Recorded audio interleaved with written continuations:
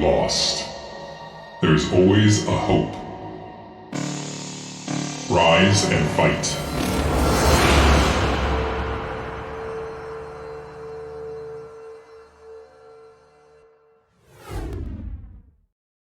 Hey, what's up, everybody? Welcome to the BSL 2v2 ProLeague. I'm Machine, and joining me today for the cast here is JIRAIYA. JIRAIYA, what's up, my man? How you doing, man? Yo, Machine, what's up? All is Dude, good. Happy Sunday to you, my friend. yeah, man. Happy Sunday and a good day for some 2v2 action, man. I know, I always see you streaming 2v2, preparing for this one. Having your own attempt at the 2v2 ProLeague here, man. You excited for some of these matches today? Yeah, dude. I got my water, I got my coffee, and I got my notepad because I'm gonna be taking notes on these guys as well. Yeah, man, for sure. I mean, I am no expert to the 2v2 scene, so I'm going to be doing a lot of leaning on you here for, the intricacies of the 2v2 build orders and so forth, but this is going to be a fun cast, man. I know we got a lot of great players. 2v2, 1v1 doesn't matter, man. Whatever Boneth, Zeke are in the mix, you're in for a treat. So, I'm definitely excited to get this one started here. And it's I believe the match is Boneth. The first match today is going to be Boneth and Zeke versus sorry, who was it again? I totally forgot. Jonic, I think. Jonic and okay. Oh, right on.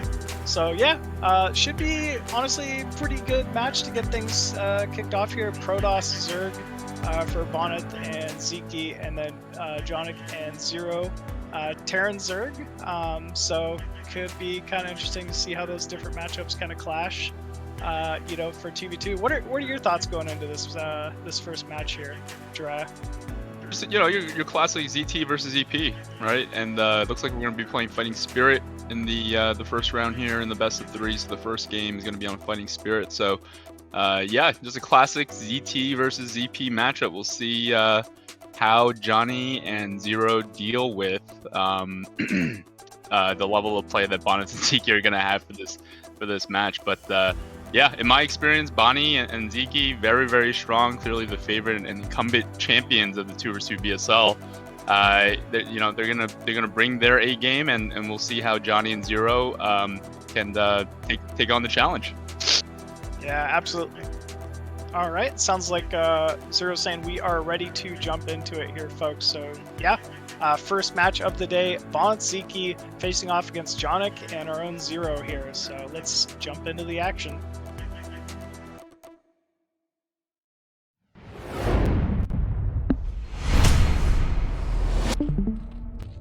Right on. And spawning here at the top right as the yellow Zerg, it's your boy, Zero. And his partner spawning at the bottom right here in the olive green, it is Jonic. Go for it, JIRAIYA. Spawning bottom left in red is Bonnet, Protoss. And his ally, Zeke Zerg, top left, blue. So left versus right. Yeah, kind of a clean cut, right? When you're thinking 2v2, a lot of the times, it could be a big advantage to be able to cut off your opponent's rally, right? Like the ability, and when you get into these messy scenarios where it's like cross map versus cross map, it can get a little funky sometimes, but it doesn't look like that's going to be the case here, I think. Yeah, I mean, yeah, absolutely. I think, like ZT versus ZP, what you often see from ZP, at least in the early game, is early pressure against the opposing Zerg. So in this case, Zero spawned in top right position.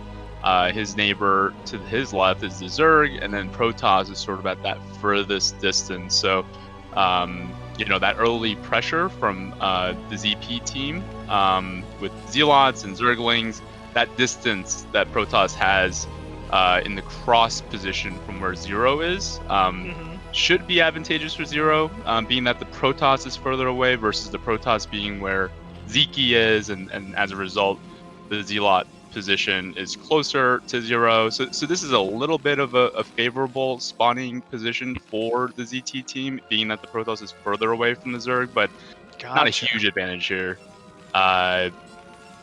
But yeah, mainly just because of like ease to pressure Zerg. Like Zerg is usually the target early on in this 2v2 teams, right? Kind of frail if you don't get your static defense up in time, or if you're not able to quite hold your ramp or something like that. So exactly, makes sense. I like this hatchery positioning from Zero here, though, looking to eventually spread that creep to the ramp and be able to hold against something like an early Zealot pressure. Yep.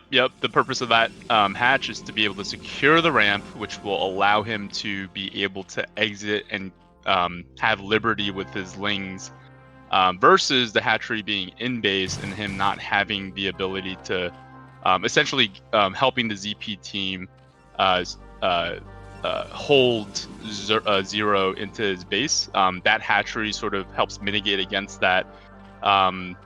For when it goes up, he'll be able to build the sunken and not allow. Nice pick off there from Zero. This is good micro from Zero. Done. Yeah, I mean, remember, these aren't normal Zealots and Zerglings. These are Zeke and Bonneth Zealots and Zerglings here. So what a great hold so far here from Zero. Ramp has been breached, though. Yeah, that Zealot's a little chunked. Oh, second hatchery is up, so Zero should have Zergling production advantage. And actually snabs a couple of Zerglings himself. Wow, this looks like this is a hold. And actually Zero with 1 speed. Very, very well done here from Zero so far. Lair is complete, though, from Zeke. Likely going to see that Spire on the way here shortly. And unfortunately, because this is Terran, I mean, Jonik's kind of forced to just sit bottom right? Like, Terran is so vulnerable to counterattacks early on, so immobile. It's really why I think most players don't favor Terran in the 2v2 competitive series as much as the other races, it feels like. Yeah, it could be tricky, especially when the Terran can see the Zealots holding his ally in. The question becomes, okay, then where are the Lings? So as a result, Terran becomes reluctant and wants to wait for those medics, wants to wait for those stims, that stim upgrade before going out. In this case, it looks like Johnny's starting to move out a little bit, but it's worth noting, Protoss, Bonneth actually went for a 1-gate, so the decision to not go into Zero and persist on that early attack, even though they claim the ramp, I think the decision for that is because Bonneth is only on 1 gate. He opted to make the gas early. So here Terran is going to come out. Zeke's trying to get that second hatchery up. Robotech for Bonneth. So this is going to be Muta and Reaver. Yeah. I love it. I mean, Zeke has the lair advantage. That's, been scouted out from, his side. So that's really where Zero's kind of stuck top right. No Spire tech quite yet. So Bonneth doesn't feel like he needs to go Sarah here. He's completely fine and open to go Reaver. And Reaver is exactly what he'll need against this bio timing. Bio is stimming across the map, though. Oh, there's cannons already at the ready, though, for Bonneth. Yeah, but Zero will manage to break the ramp here. So this is now him going onto the map, open things up, maybe meet up with Jonik over at Zerg. There's 2 Zealots on the ramp and 2 cannons. You gotta think they got enough defense there to defend this, but we'll see. Yes, it's gonna be scary. It's a lot of Lings and Bio here. Marines are stimming, starting to tear those Zealots down. Zergling's on top of the cannon. Man. Great control here from Zero. And suddenly, this is looking iffy. Medic's finally able to get on this bio. Yeah, he might actually be able to finish off Zeke here. Insane. More Lings being flooded in here. Yeah, this is just Marines, though. Pressure. Zero even spamming more Zerglings coming out from the natural at the same time. So once this wave's cleaned up, it's not over. Zeke's gonna need to defend again.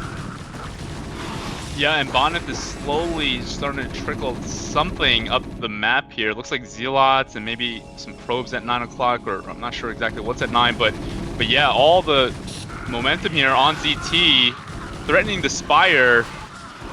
Yeah, this looks like game over here for Zeke. I don't see any way he's able to solve this.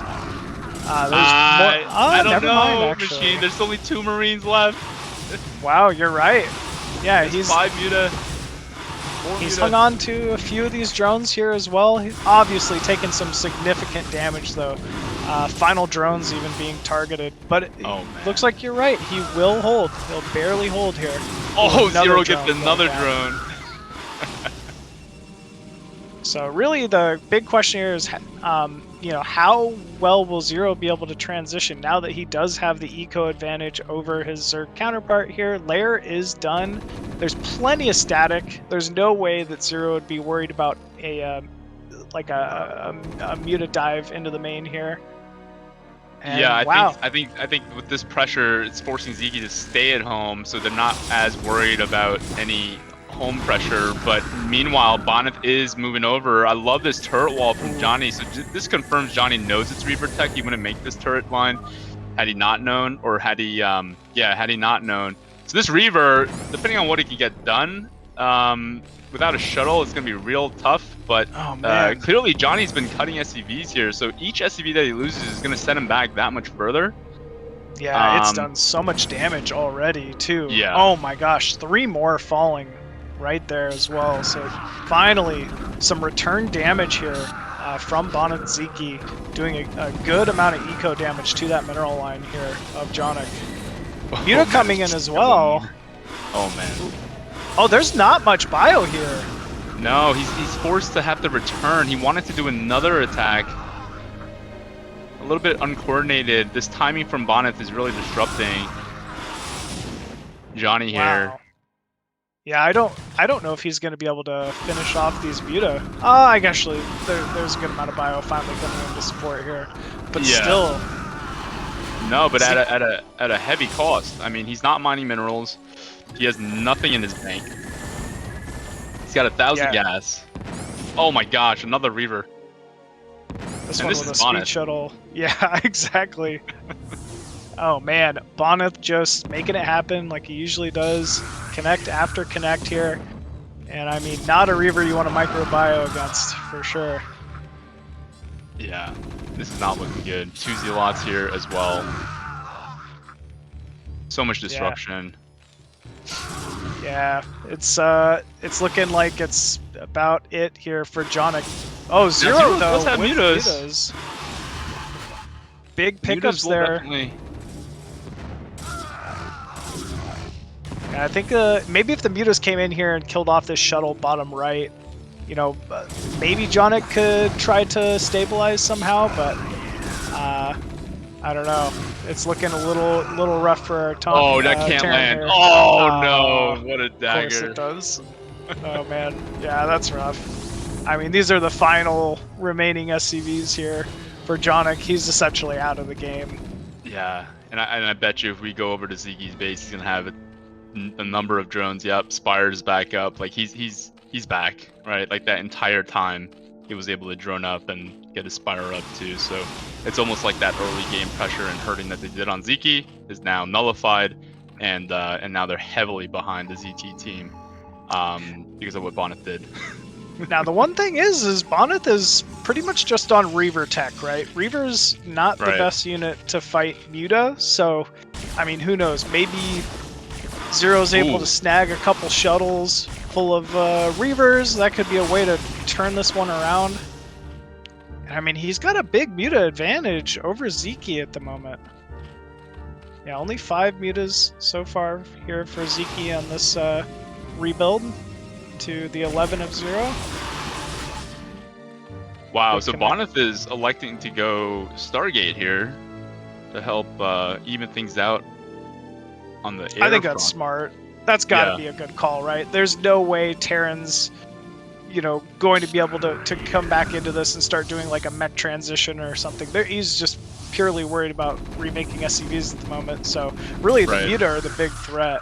It feels like. Absolutely. Yeah, I mean, for him to be able to continue to harass Terran with the shuttle, certainly Yeah. gives him the flexibility to make Corsairs off of one gas as well. I mean, this is just so much damage. Because, you know, when we think of ZT versus ZP, anti-muta is often going to be vessels and irradiate. But, you know, it's going to be a tough time for Johnny to be able to get a vessel tech in this spot. So yeah, even with this 2 gas advantage from Zero, you got to think, you know, what can he really do with these mutas, even though he's got the lead? Yeah, there's, I mean, not much. He's got to be afraid of a counter at this point, so it's not like he can get too cocky out on the map. I mean, you know, his teammate could die. He's kind of needs to be within a good position to help him out as well. Oh, this is good, though. Finding an opening. No cannons at the natural quite set up yet here for Boneth. But he does have a couple Corsair starting to plug away, doing a little bit of damage here. Oh, the Marines are in position too. Wow, yeah, the Marines coming in. I mean, honestly, they're doing a decent amount of damage. Got a few probes kills there. Not too bad for Jonic. Yeah, this is going to be tough, though. Is it common to go like a 2-fact opener in 2v2 at all for Terran?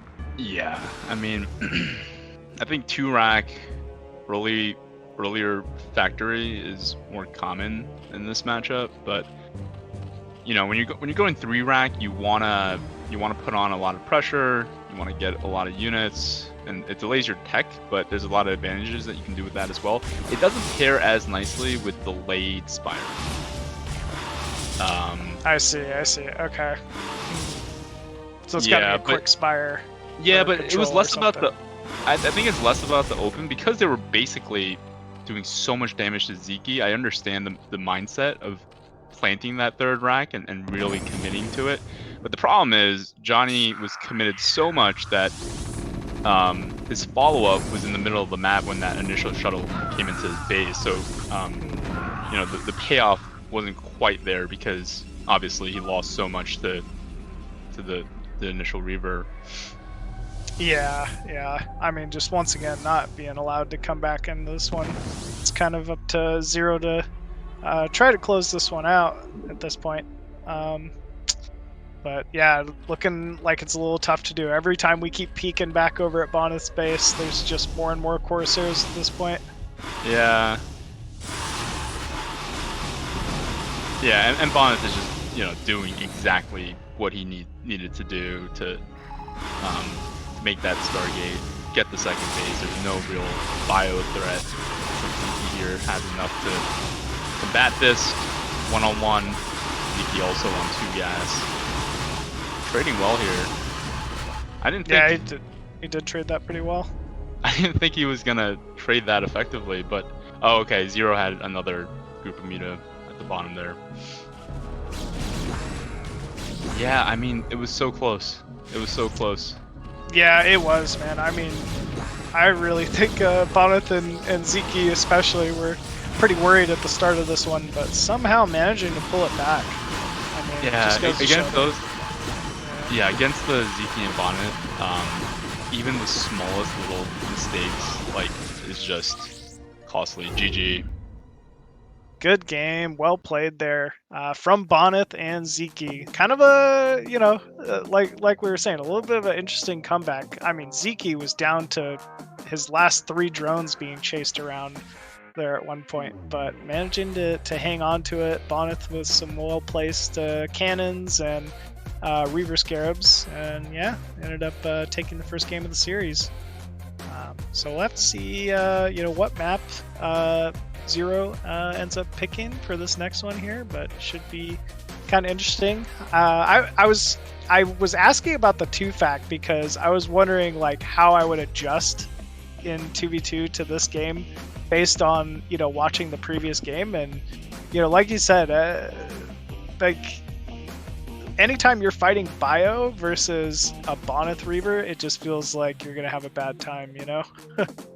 Yeah, there's 2 things that I really dislike about Boneth, and neither of them being personal. I hate his probes, the Bonnie Oh, Probe, yeah. and the Oh, Bonnie Reaver. Just like in 1 versus 1, it causes nightmares in 2 versus 2. Definitely do not ever like seeing a Bonnet Reaver. So, but yeah, two rack probably would have been a safer play there. But I think even with 3 rack, they could have got something done. You got to think maybe if Zero was able to kill that probe, the probe that Bonnet sent after they breached the ramp, maybe those subsequent cannons can be up. And meanwhile, Bonnet was dropping that Reaver to Johnny. Maybe Zero then would have had an opportunity to put more pressure onto Zeke and maybe get him out of the game. You know, just little things like that. But that was a close one for sure. For 5 months. Yeah, it was a really, really close one. I like that you mentioned, you know, if he was even able to kill the probe, because you're absolutely right. Like, I mean, Zeke needed those cannons up at his ramp in order to have any chance of holding that with so much bio. You know, even after the initial kill to remake, like, you know, that opening in and of itself could have been an easy way for them to end up taking that win. You know, just preventing those cannons. But you know, that's how it goes, man. It's a game of lots of mistakes being made on all sides all the time. Exactly. But yeah. All right. Looks like we are ready to get into game number 2 here, folks. So let's jump right into it.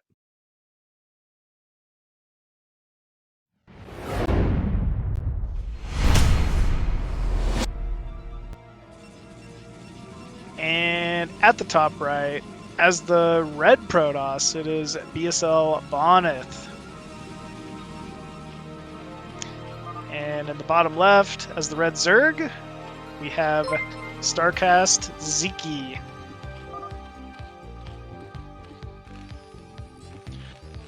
In the top left position, we have Johnny, blue Terran.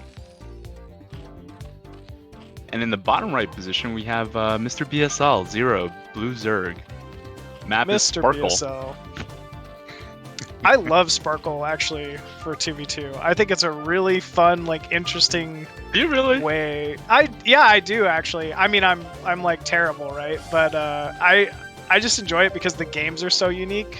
Yeah. You know, like Terrans are trying to like sneak barracks landing in your main to make fire bats, and you know, like just craziness. Early Valkyrie builds, Cloak Wraith. Yeah. You know, Zerg gets a natural. That's fucking weird. Yeah. Right. It's so there's a lot of like Muta, or do you do Hydra drops because everybody expects Muta? Like there's definitely like a meta to it that's fascinating to me. Yeah, no, it's funny because a lot of people hate this map, but and I kind of was part of that crowd initially, but as I played more games on this map, yeah, to your point, it's so dynamic. There's so many different ways that you can play this map, being an island map with so many resources. You know, a lot of fast stuff, right? Like fast air or fast drops or fast whatever. Or you can kind of play it slow and go like fast CC or fast Nexus or fast, you know, second hatch to play more of a macro style. It's worth noting on this map, the island bases all have creep. There's that artificial Nidus thingy that you can build a Nidus on, and as a result, you can you know, ferry units into those islands. So that also changes things from a late game standpoint if you are able to get the hive tech. So yeah, a lot of different dynamics that are in play here, and it usually produces, at the very least, interesting games. So yeah, I've become a fan of this map for sure. I'm definitely the type of Zerg to, you know, open the greediest 12 hatch of all time into more greed into like dying to the landed barracks in my main, you know, or like, you know, the first Corsair comes over and kills like the first 3 overlords. So I've definitely had to like realize just because you think you're on an island map, you're not nearly as safe as you think you are. Oh man, interesting. Look at this bottom right. Zero taking the bottom right. I haven't seen this instead of taking the natural. Is that pretty common? Yeah. I mean, that's the only that's the third gas accessible to only Zergs. So that crystal there, only Zergs can harvest gas from there to help balance out you know, the races on this map, it's giving the Zerg basically a third gas on one base, which, you know, sometimes you see Zergs take that, sometimes you see the Zergs take the natural base. The only caveat with taking that natural is you gotta kill that refinery that's there. Yeah, so you gotta make the 2 lanes. But it looks like both Zergs are electing to take that Zerg third gas. Yeah, I've kind of seen it both ways. Okay. Yeah, I definitely normally take the natural in lieu of, you know, the extra mineral generation. Same. But Yep. it's kind of interesting to think, yeah, because you don't have to kill that extractor quite as quickly. You have access to the gas, and that's valuable enough. Makes sense. First Corsair plugging away here on one of Zero's Overlords. Spire not quite done, but not too far away. Looks like a Evo Chamber and Spore is being elected to be built here. So that'll just be added safety for the Corsair as well as any future mutas that are likely to come out of Ziki here. Yeah, this is a fast Corsair timing. It's forcing Zero to have to make more Overlords. It's forcing him to make the Spore, which is just going to delay his ability to make mutas, make Scourge, make anything really. So yeah, that's sort of what you pay for when you're going for a slower Spire. Now this isn't the slowest Spire, but certainly not the fastest Spire as well. But it looks like he lost 2 Overlords, which is not the end of the world since he does have that static defense. But also not a great thing either. So of course. Yeah, the supply block alone just preventing any future drones from being produced. You know, he does have that natural bottom right, but you know, maybe not quite able to take advantage of it as he would have. So yeah, so this coming map in here. Ooh, Spore.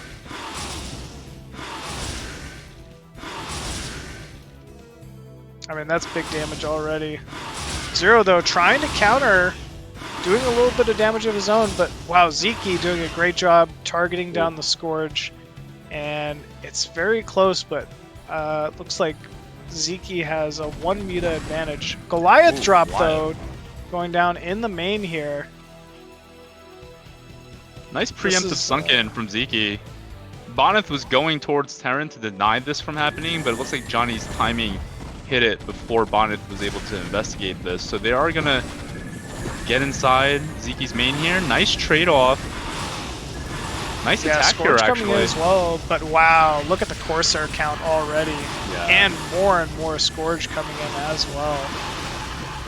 Still, great attempt. I like these Goliath timings on this map, especially early on paired with mutas, but just not quite able to get the damage they were hoping for. Yeah, so ideally the picture that you want to get to when you're doing an early Goliath drop with muta support, in that timing, you want to make your Spire as quickly as possible, which isn't the case here with Zero, and being that he lost the 2 OVs and made the Spore, you know, it just delayed his ability to make the number of mutas he needs to be really effective with the 4 Goliaths. Usually when you want to hit that fast Goliath muta timing, you're not making Spore, you're going to lose an OV or 2, and you sort of prepare for that, but then you connect with your ally with like 6 or 5 muta versus like it being a little bit more delayed here and not as well coordinated. I think Bonnet's early Corsair just kind of threw Zero off here and made it really hard for them to have the unit count that they needed for that initial attack, because sometimes you can just end the game with that drop as ZT, but once it gets denied and you're not really dealing that much damage, it becomes very, very hard. It's worth noting on this map, it's definitely a ZP map, and the reason for that is ZP can easily just take the air control. So it makes it real tough for dropships to, you know, get anywhere when you don't have air advantage. Yeah, very, very true. The other thing I've realized ultra late game is if you can get to it on an island map like this, is carriers are just about the best unit you could have. Yep. So Protoss definitely has like the ultra late game scenario if you are just playing to survive early on. Yeah, and this is you know, it's looking more like a one-on-one right now, like a split one-on-one, where Johnny is doing everything that he can to ferry units straight below him, straight to Zeke. Meanwhile, Bonnet is sort of controlling Zero on the right side of the map. These meters are going to be able to pick off the dropships. That's a big loss there for Johnny. He can really use those for to potentially try to break Zeke. Meanwhile, Zero is just struggling to get any units out because the Corsair count is so dominant. Even this one Spore is not going to do enough to help him get out of this supply issue that he's currently in. So, yeah, not looking good. Yeah, it's just gonna be rough here. I mean, Bonnet doing what he can to really keep Zero from being able to do much in this game. At the same time, Jonic really putting all of his pressure onto Zeke. And to be fair, he's done some damage. He's killed off the natural hatchery. I mean, Zeke's really just all bunkered in at the moment. Nothing but one hatch muta production for him. But at the same time, Jonic is just so dedicated to, you know, trying to kill off Zeke here. And at the same time, Zeke's just doing a good amount of counter damage himself. Yeah, it's like 2 one-on-ones right now going on. With those mutas being out of position, Johnny's able to... Oh, wait. Looks like he's pulling these units instead. Or maybe he's going for the main here. Oh, looks like he is. 2 dropships going to run past these Sunkens, going straight in for the main. Still, though, I mean, there's Sunkens in place here. This could get a little scary, I guess. Oh, wow. Big connects onto these mutas here with those Scourge there for Zero. Very well done. Oh, man. Zeke taking some serious damage here. I don't know. I think he can hold it. If he doesn't lose too many of these muta here, he should be able to just barely defend this off. Oh, maybe I'm wrong though. No, I think you're right.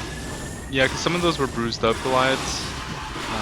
Yeah, he's gonna hold by the skin of his teeth. Meanwhile, Bont is dropping what looks to be gateway units into Johnny's base. Yeah. Oh man, that's gonna really disrupt him. Yep. At the same time, Zero, though, also putting some counter damage on Zeke's main as well. It's going to be close here on the muta count. Oh, even 2 more coming in here from Zero. Is Zero able to... Oh, never mind. Forgot about the Corsairs. Looks like Zero forgot about the Corsairs as well. Oh boy, man.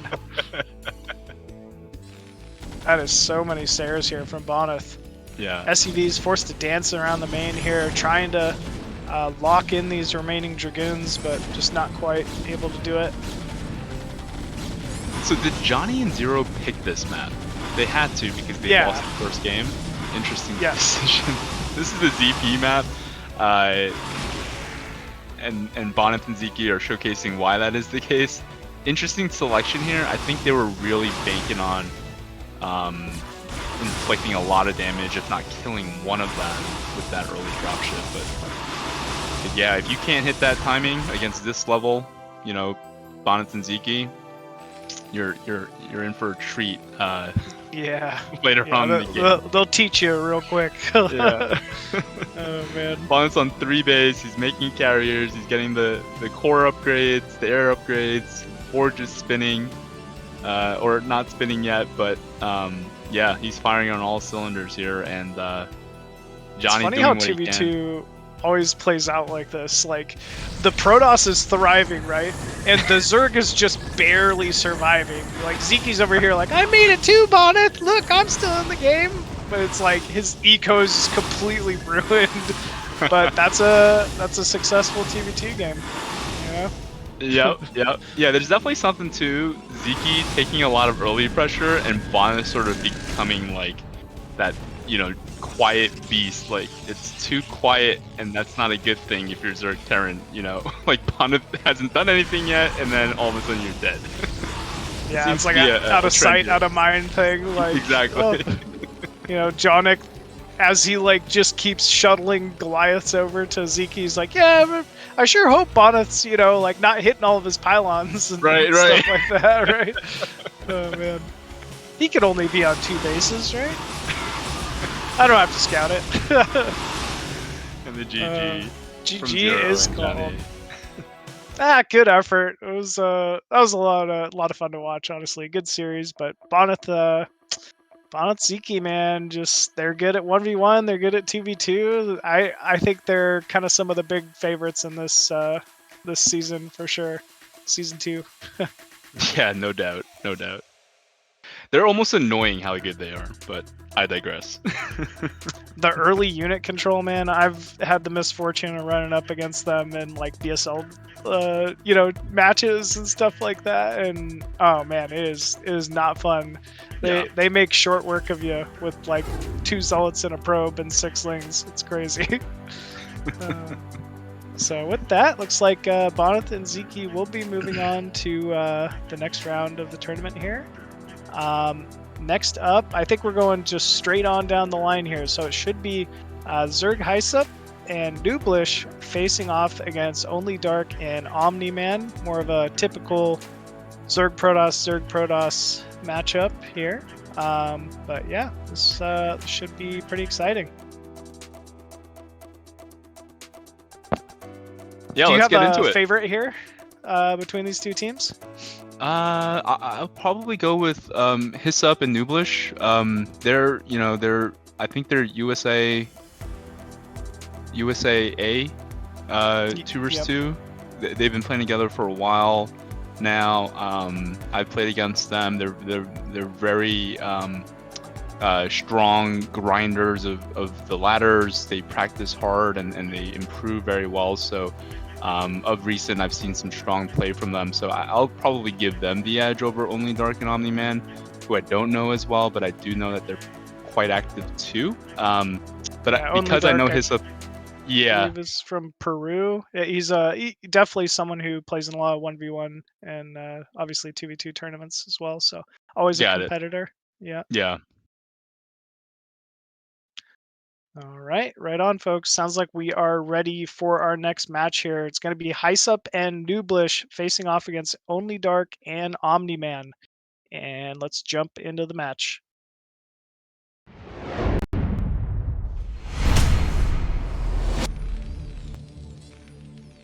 Oh, Terran.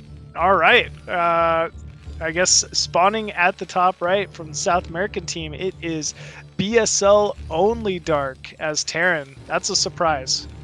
And I believe his counterpart, Omni-Man here, seen as the Magenta Zerg. And their opponents spawning in the bottom left in green is Nooblish, Protoss. And his ally in red, Zerg, bottom right, BSL, Hysup. So you got the NA hope here. I think Yes. Nooblish, Hysup got it. Yeah, I'm definitely with you. I've hit both Nooblish and Hysup, plenty of times in ladder matches, NA random casual matches. Both these players are strong as they come, honestly, in North America, and they play a very standard style, a very respectful style, right? They're trying to play to outplay somebody. They're not going to look for any type of risky play. They have a very respectable, just style that they're just trying to win the proper way. So I respect it. Yeah.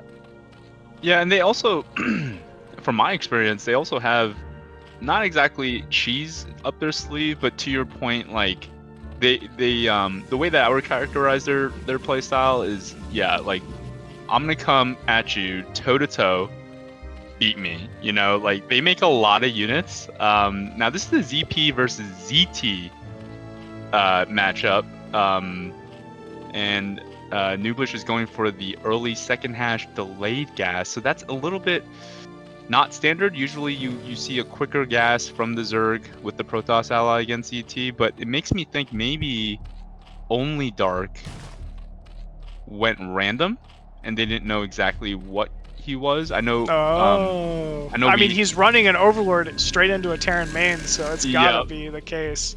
Yeah. Oh, if he loses that Overlord, that's huge. For sure. for sure. I mean, Lings are already out for the blue team. Yeah, this is looking like they were not expecting there to be a Terran here. Only Dark is a Protoss player, so I'm a little surprised myself. Yeah. This is the first time I've ever seen Only Dark play Terran. Interesting. Well, it's gonna force Nublish to head north with his Lings, but you got to think that Overlord's dead. Meanwhile, Omni-Man is pushing with his Lings. So Nublish out of position here. Ooh, yeah, Speed. big out of position. Speed done as well. This is going to be big damage here from Omni-Man. No wall either. Oh no, looks like combat is both Dark. It looks like Dark's definitely in trouble here, but so is High Sub. Yeah. Oh, never mind. Oh, the 4 deep wall. I mean, if it gets the job done, right? I was looking at that. I was like, man, that is a funky looking wall. It's the chunky block on the mini map. What is going on over there? But it's Ling proof. You gotta think. In case they nuke your ramp, it buffers for your units or something. Like, oh man. Well, 2 Sunken's gonna finish up here. I kinda feel like Omni's fine in this position. Yeah. I'd like to see Nublish block that ramp with the 3 Zealots and just keep Zerg locked in indefinitely on the way out here. Yeah, I mean, definitely you want to do that. I mean, you're going to be blocking a 1-hatch layer that just started their Spire. But he did invest in Ling speed, and he does have like 12. Oh, now they're out. Just as we say that. I think it's fine to sacrifice the 3 Zealots until Spire gets up, but it looks like Zerg will be allowed to trade here, and I honestly think this is a great trade here for Omni-Man, as long as you finish these off. Okay. Does killed it. 3-gate Goon. I like this build for 2v2. Always seems like it's strong. 3-4-gate Goon. Like, just make a bunch of Dragoons, they shoot everything. Like, I don't know. It just seems like a really strong way to play. Yeah, ooh, especially. Big pickup. Yeah, nice pick off here on that Goon. Straggler Goon here. But yeah, as Protoss in this spot, if you see the opposing Zerg does not have his ramp, you go Goons. It's just that easy. It's just that simple. Yeah. Seems so difficult to defend too as Zerg with it, but yeah, well. Ooh, cannon going up at the natural ramp. Forge already spinning here for Nublish. I feel like they're starting to run away with it a little bit here. Oh, dropship from the turn. Interesting. I wonder if he's going to go Zerg. Looks like he is. Huh. This timing is just so weird, especially because he knows Zerg has so many Zerglings.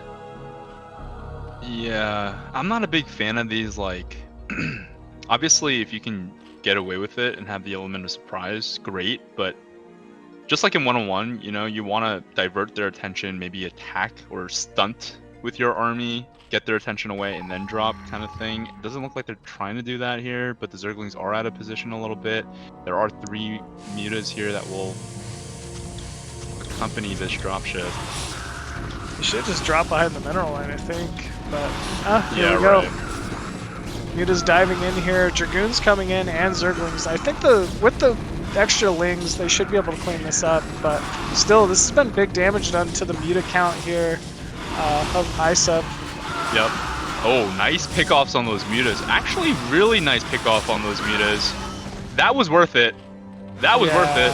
That was worth it. Wow, and suddenly Omni-Man in a really strong position here.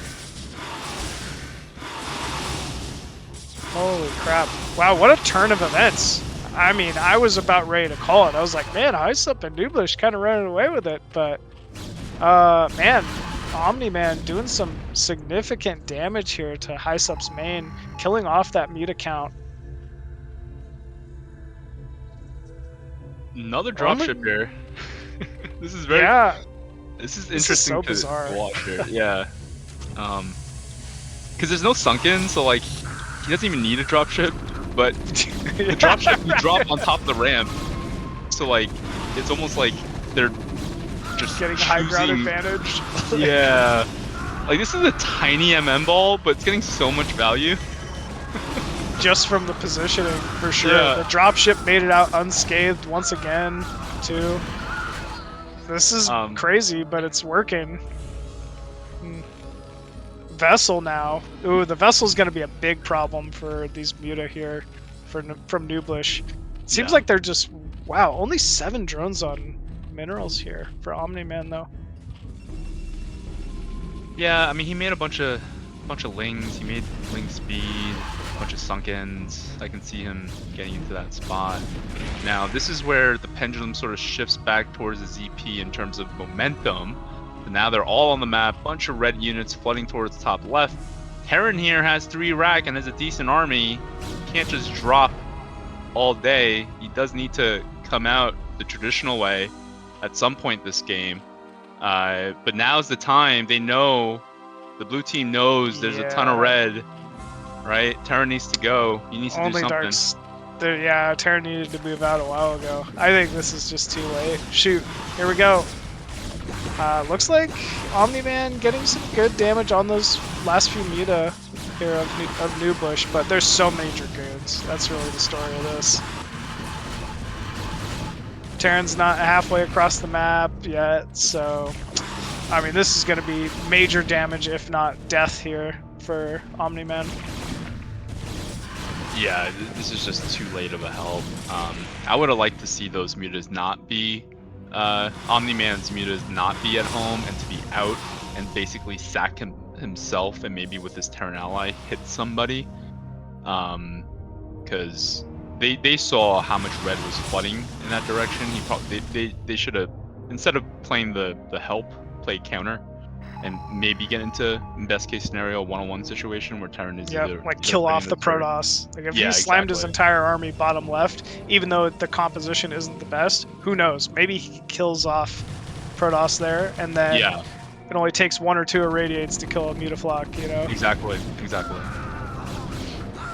But again, Terran's sort of getting caught here. Some of his army's in the middle. Vessel gets lost. Big surround. Does get an irradiate off, but Muta's immediately pulled away here. GG. Nice up. Yeah, GG.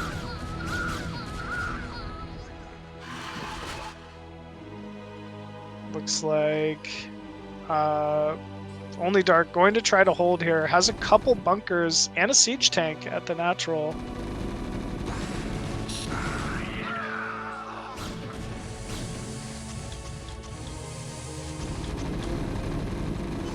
Siege not quite done yet. Muta's probably going to be able to dive on this last siege tank here. Yeah, this is just too much. And GG is called there from Only Dark, so looks like game 1 going to Nooblish and Hysup. Very well done there. It's kind of a crazy little turn of events like we've been seeing with most of the games so far today. I almost thought the bio drops were going to start, taking the game away for them there, but unfortunately for them, Hysup and Nooblish kind of pulled it together, made a lot of Dragoons and had a good attack, so yeah, it was very well done. Yeah, I think kind of like how we hypothesized the styles, like, Hysup and Nooblish, they make a lot of units, right, toe-to-toe, whereas the other team, more it was more of an unknown. It almost feels like they got a little bit too fancy for their own good. It looked okay in the beginning there, but yeah, a lot of goons. A lot of goons. Yeah, exactly. A lot of goons. It did look good at the beginning, man. Like, I mean, Omni was in his base with mutas uncountered at one point. The early Ling control was great, but, then we kind of kept going back top left and realized, like, oh man, there's only 7 drones on minerals here. Like, he's got to make the most of everything he's doing here. So, yeah, fortunately not quite able to close it out. But they'll have another shot at it here as we go to game number 2 of the series here.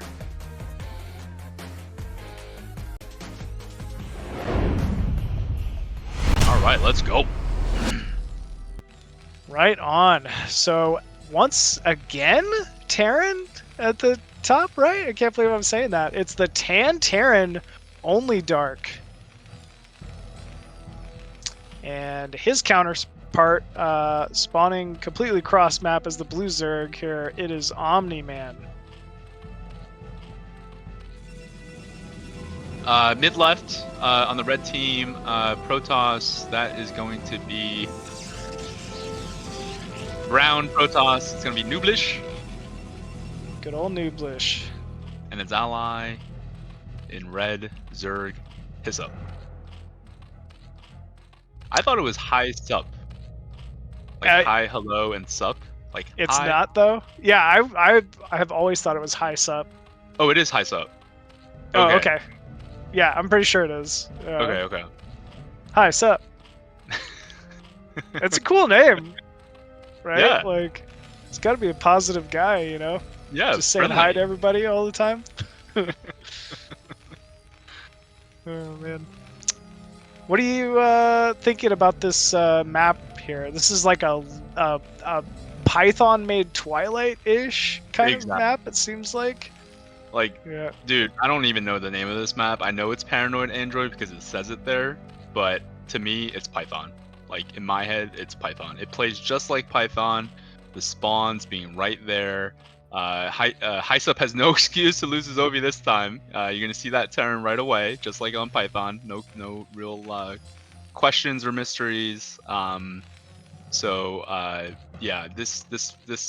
the game flow on this map is very much like Python. Yeah, I hate Python. I'm more of a fighting spirit guy, but the reason why I don't like Python is because I don't like making turrets as a Terran player.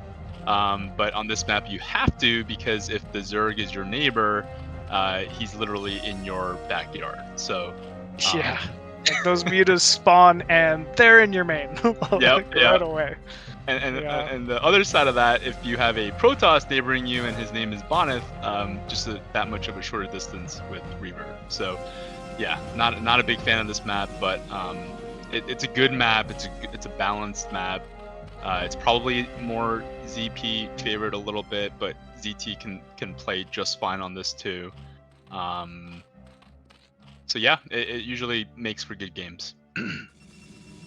I feel like I see a lot of non-bio openers from Terrans, but we haven't seen one today. Unless, yeah, I still don't even think we're seeing it this game, right? Oh no, that sunken doesn't reach. Oh no, oh no. That would really suck if this was a dead hatch early on here for Omni-Man.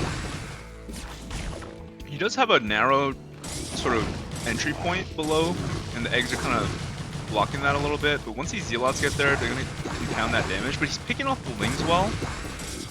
Yeah, he did. The Lings are most of the damage.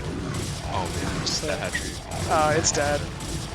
Yeah, it's done, so wow, big damage here from Hysup and Nooblish early on. Second sunken morphs just in time to do nothing. Oof. And, oh, bio counter though. Oh, here we go. He's got enough drones and Lings here that he's going to be able to hold this. Yeah. Still though, nice attempt here from Only Dark. Yeah, usually the Terran will do that if it looks like the ZP team is putting full, tilt pressure on the Zerg, just to not exactly kill the opponent. Obviously, if you can kill the opponent with 5 or 6 Marines, so be it. But the purpose of that is to sort of get them to be distracted and not be as full tilted towards your ally to alleviate that pressure. But in this spot, they killed the second hatchery so quickly, it really did not serve any real purpose. And at this point, even with losing those Marines too, it's they're very behind the ZT team. This will be a tough spot for them. Yeah, this is gonna be a tough one to just like macro out of, right? There's just no advantages for Omni-Man here. I mean, the eco's behind, tech's behind, doesn't have the second hatchery advantage. I mean, drone count's not looking great. Yeah, it's just a tough spot. Sometimes you're just in those. Yeah, I mean, Terran doesn't have an eBay. He elected to go for the factory, which is a little bit of a cutting of corners. The problem is these mutas are so close to Terran that once he gets up to, you know, even 3 muta, he can look for ways to get some value from them. But smartly putting his bio in that position, so the Zerg is gonna think better of it.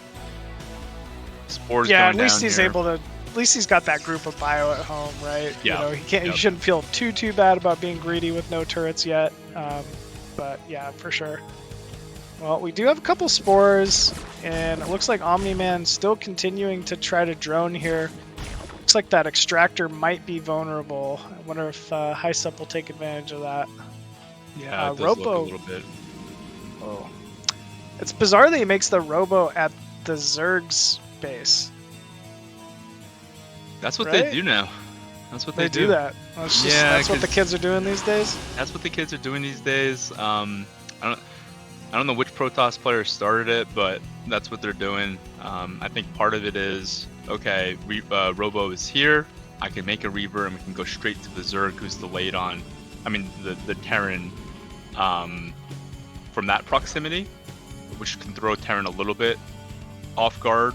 Right? It's almost to more be a important, like the angle that the units are coming from. So it's like, you know. Yeah, exactly. Okay. Like, and the timing too, right? Like if he made that Reaver and in his main, it's gonna hit.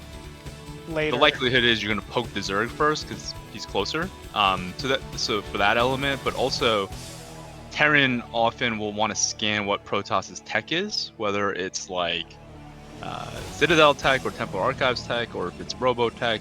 You know, obviously if you scan his base right now, you're not gonna know what the heck he's going. So there's that element too. Right on. But right on. Makes sense. Yeah, it's just this is the first time I've seen that. To be honest with you, I think it's really cool. Yeah. Shoot. Yeah, I mean, Bonnet does it. I don't know if he started it. Maybe I don't know. I don't know where it started from, but yeah, it's becoming more and more standard, and it's like the hot thing to do on the streets here as a Protoss player. Okay. Well, Only Dark is getting a Hydra Den down now. No lair quite yet, but he does have an Evo. Probably researching that +1 Double range drop attack. ship. Ooh, double dropship. That's one way to get around some cannons. Yeah, right. Well, we'll see here. He does have a Reaver up already at the Zerg in position. Man, it would almost be better to double drop the Protoss's main here, honestly. Yeah. Yeah, his scan did see the Reaver. Or the Robo, rather. So he knows it's there. Yeah. So, like, why engage it, right? Go to the other one. 100%. I would not even attempt to drop there if I were him. I would go as like a knee-jerk reaction. I would just pivot towards Protoss.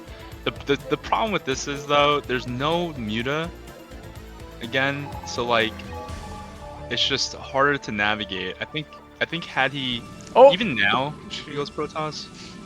Yeah, he could, man. I mean, even Protoss is reacting to it, making those cannons go. Just run into the main. Yeah. Yeah. This could do it. I don't know if these cannons are going to be up in time.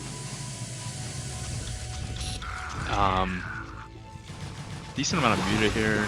I mean, they gotta think. When there's 2 dropships invested, you know he's gonna drop. The question is which one. So, okay, he's going for it. Wow. See, this is why you don't make your Robo in somebody else's base. No, I think this has just been a great reaction here from Only Dark, honestly. Okay, here come the Reavers. Ooh. Wow, Reavers do some damage, man. Yeah. Shoot. Well, that's a big blow to, honestly, Only Dark. That was really most of his map presence. Reavers are still alive here for Nooblish, so it looks like we're going to see a counter back of the main. There's no static D, no Hydras here And so many drones falling so quickly. Oh, Muta coming in as well here, trying to get a little bit of additional splash on top of these Hydra groups. That might be all he needs, really, to get some purchase on this mineral line here of Omni-Man. Yep. Yeah, I mean, Hysup and Nooblish really showcasing team play, right? Like, each fight has been 2 versus 1, and that's how you want to play in 2 versus 2. You want to be in situations where you and your ally are able to collapse on armies, and if it's just one player's army, even better, right? And that's what they did. Reaver, Shuttle, and Muta is the most mobile composition, and it's very strong for that reason. Nice timing here, though, from the Terran player. This is a lot of bio coming in at a very opportune time. Cannon's not quite up, and suddenly this natural will be evacuated. There are a good amount of mutas here, though, and no medics, so this could be a little close. Never mind. Things do so much damage. Yeah, he's got the vessel too. I'm starting to question. Okay, there's some medics. I was wondering. I started to think he was maybe sexist and didn't want to make medics, but there they are. He's gonna need those medics. He's on 4 rack. He's got the 2nd CC. Very interesting here. So you definitely got to think that was a big win, denying the Protoss 2nd base. There's only Shuttle and Reaver threat here. No real gateway unit counts or Templar Archives count. So this linear style that the ZT team elected to go might pay off here, because with the Reaver being out of position, to your point, if they go, does Protoss survive? Like, is this it? Oh, D-Matrix on the Marine that's Great tanking move. the cannons too. Probes trying to come in here. Yeah, it's only 2 cannons left, man. I think he's maybe done it. This is nuts. The probes buying as much time as they can. Oh, he's got to get up that ramp. Let me One go. storm right now would be amazing. Wow, it Or looks even a like they've Reaver. done it. Yeah, or 1 Reaver, exactly. Probes being pulled to the bottom of the mineral line, but that's going to be it, man. Like, that is his entire eco.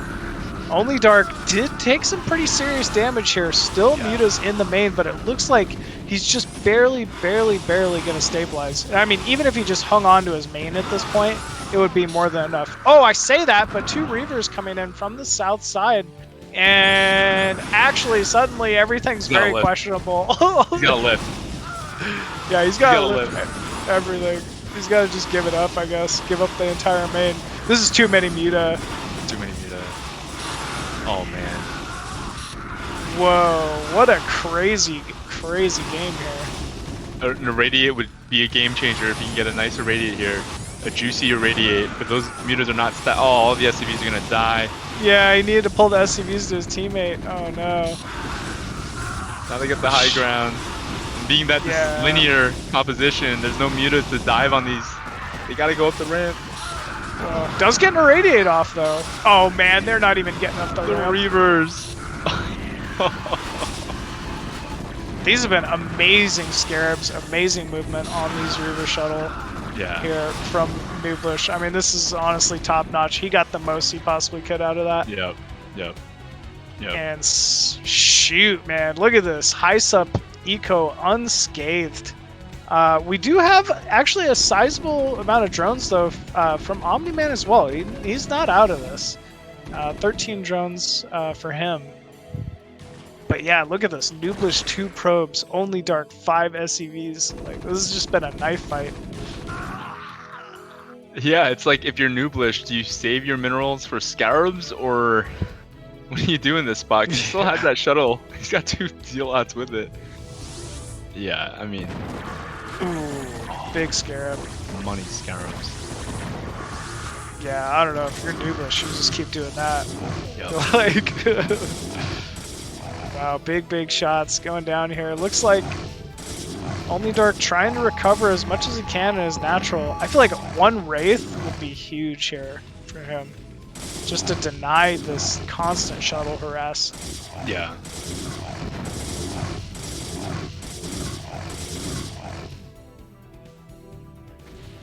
Looks like Omni-Man coming in from the south side as well.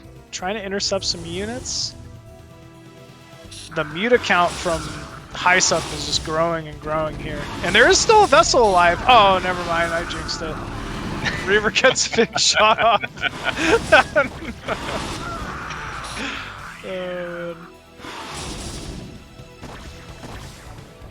Looks like this timing's going to be pushed back, at least. Yeah, Protoss slowly crawling back with his one Nexus. But yeah, you gotta think, you know, with this much defense, only against linear composition, very soon, this sub is gonna, he's gonna be just too big, and he'll be able to kill both Terran and Zerg, I would think. I think he could kill Terran right now. There's no Vessel anymore. Look at this bio count. It's not much. Yeah. Nice micro there. Yeah, good Reaver control, backing out at the right time as well. I mean, that's not a negligible amount of Hydralisk. Omni-Man really doing what he can to try to keep his partner alive here. But, I mean, the story is there has been no pressure on Nublush. Nublush is, like, dead, not a cannon, not a zealot to his name. But he's able to feel comfortable, you know, because there's just been no pressure. All of the focus has been on this 12 o'clock base here of Only Dark. Right. Right. Oh, I say that, and Reaver drop at 6 o'clock. Wow, very well done there from Nublush. Yeah. Yeah, and I was thinking the exact same thing too. As if I were the Protoss, when I see that many Hydras, like let my ally just go to work there. I'm gonna swing this shuttle back down this way. You got a lot of Hydras? Yeah. Okay, let's see what's at home. Yep. Nothing is the answer. Yeah. 3 Hydralisks, it looks like. Yeah, he can just keep going back in. Looks like he will here. 3 Hydras trying to get underneath the shuttle. Okay, looks like they will push it back. But Muta's coming in now here from Hysup, diving on the first Spore, and that fell easily. Now their only choice is to go kill Protoss again. I think his Only Dark and Omni-Man did the best they can with this linear style, but this style generally doesn't work. Like, you don't see Zergs going Hydra like this against ZP with Bio Ally, and this is one of the reasons why. It's just it's hard because you don't have as much maneuverability, and now you get these situations where you're thinned out, and then if they take advantage of where you're thinned out, then it's like, then you're forced to all in, and if that all in doesn't work, it's GG.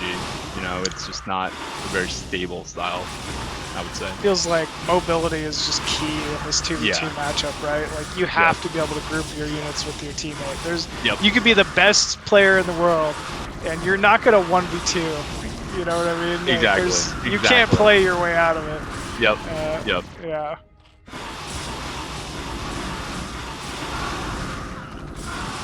Yeah, it's a little bit of micro practice here on top of the ramp. But this would be GG. There it is. Yep, GG is called there. Reavers get some final scarab shots off in the main here of Only Dark.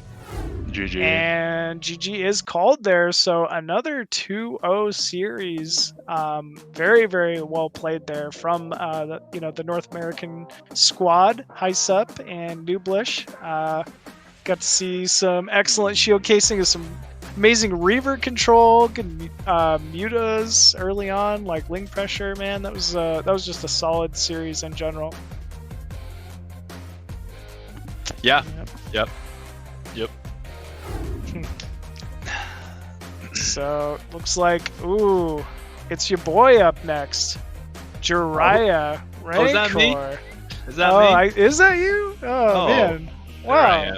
Oh, I'm in this thing. Oh, okay. going with the Terran, huh? Against Jiang Poker and Mazur, huh? So why Terran, man? Oh, it's the real Jadong. Yeah, of course. I like Terran. I like Terran. Probably my strongest race. I think first season I went Zerg. So this season I'm going Terran. But yeah, I'm partnered with Rancor, who's an OG in 2 versus 2. He's a buddy of mine from Germany. Strong Zerg, and he pairs well with my Terran. So just felt like it made sense for me to go Terran, and that's sort of why I chose it. Also, this bracket is, you know, the strongest teams are ZP, so I do feel like our best shot is ZT versus ZP, so that was also part of the reason too. Is that because you think ZT is good for the matchup, or because you don't think a lot of folks have run into your kind of style before? No, not necessarily. Not so much. Like like in general, I don't think ZT is like has an edge over ZP. I just feel like just specific to my ally and my Terran style, it pairs well just for us to go against good ZP teams. But I wouldn't say like ZT is better than ZP. But you know, without divulging too much about what our plans are against ZP, and I guess we'll see it shortly. It's, you know, we've done okay against ZP. You know, so Gotcha. all right. Yeah, I think I'm good to keep commentating. Yeah. Yeah, I'll defer to Machine. All right. We'll take a break after the next one. How about that? Does that sound good? All right. I'm good. I'm good.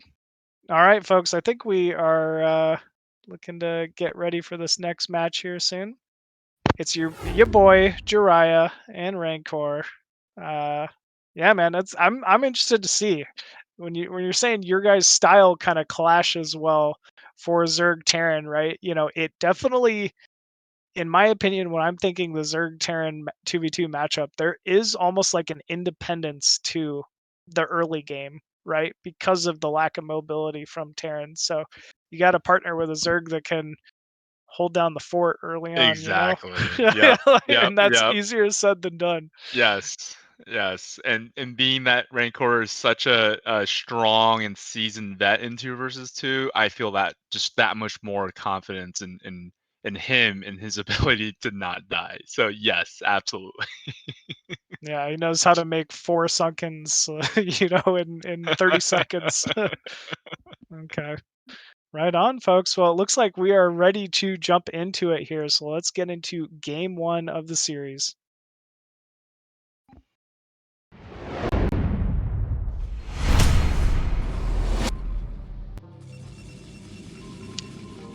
And spawning top right. It is the Protoss Paździor. There we go. And in the top left here, we have Jadong Poker.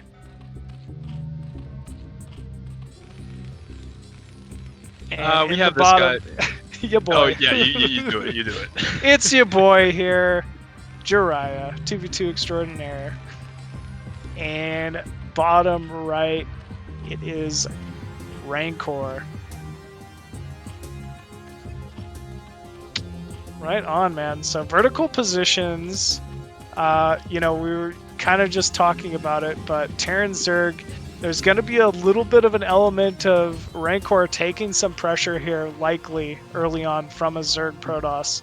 And he's got to hold, whether that's the ramp, if you're going for like a 12 pool, you know, hatchet ramp, or, you know, even a 9 hatch, something like that. It can get a little dicey here for us Zerg players. Yeah, and my ally Rancor, his spawn position is not the best position because his creep isn't so close to his ramp. So he is electing for it looked like an 11 pool here. He got gassed, but I think he was planning to do a delayed gas anyways. But yeah, that bottom right position is a little bit harder to secure your second ramp, your second hatch on the ramp because of that creep. Also, Protoss is spawned right above him, so ideally, when you're Rancor in this spot, you prefer the Protoss to be top left, to be further away from you. But Right. it looks like Mazur is not going for 2 gate, he's going for 1 gate, which just means less zealots, less of that early pressure, and he's making the gas. So he made a gas at my ally, stole it, and he also made a gas at home. So kind of similar to Bonnet's build in the first series. We'll see if he follows this up with Cannon. To be honest with you, I don't remember this game or these games, so Okay. yeah, just No kind of worries. going with it. Yeah, it seems like honestly, Jaedong Poker has the faster gas here. That's big in 2v2, right? Faster Yep. tech, faster speedling. He is not inhibited at all here, whereas Mazur's in a way done some damage. You know, you think, oh, it's just making an assimilator. He harassed a Right. few drones, but it's a big deal in this matchup. Uh-oh, Rancor gotta be a little weary here. He does go out at the natural. It looks like he does have the lane count advantage, but here comes the first Zealot from Mazur, and they are setting their intentions pretty clear here. It is time to pressure our top right Zerg. Yeah. So Rancor is not exactly seeing what Protoss is doing. That Overlord is not clearly seeing everything, but the second hatchery is done, so he's gonna plant that sunken or colony right away. Speed is done for Lopez. Ooh, nice concave there from Rancor. Yeah, that was That's what nice. you're I looking thought he let the speedlings in for a second. I was a little worried. Same. Oh, here we go. Not giving him a very easy time up this ramp is Rancor. Zealot even falling, and you know what? I think he's held here. Once the Sunken's up, there's just no way. Wow, very, very strong hold here from Rancor. And actually looking confident enough to maybe even move out on the map. And all that confidence out the window once I see all those links flying out. Yeah, for sure. Losing the Overlord is quite a big deal here as well. That's a huge supply block. If you look at the worker count, Rancor is already down by 2 to Jaedong Poker here, and we already know Jaedong Poker has the faster tech. It's a weird looking creep colony placement in my opinion, but Yeah, does the put down a creep colony. The Protoss is not making Forge. So it's forcing the Zerg to have to defend for himself against anything. Starting to get that colony up so he can spread that creep and maybe slunk it out to his ramp. Seems to be the idea there. Try to kill that OV, not quite in range. Looks like good amount of bio moving out here from your boy JIRAIYA towards top left. Little bit. This is going to be a lot of pressure actually, and there's kind of a delayed hatchery maybe at Jaedong's ramp. That is not going to get up in time.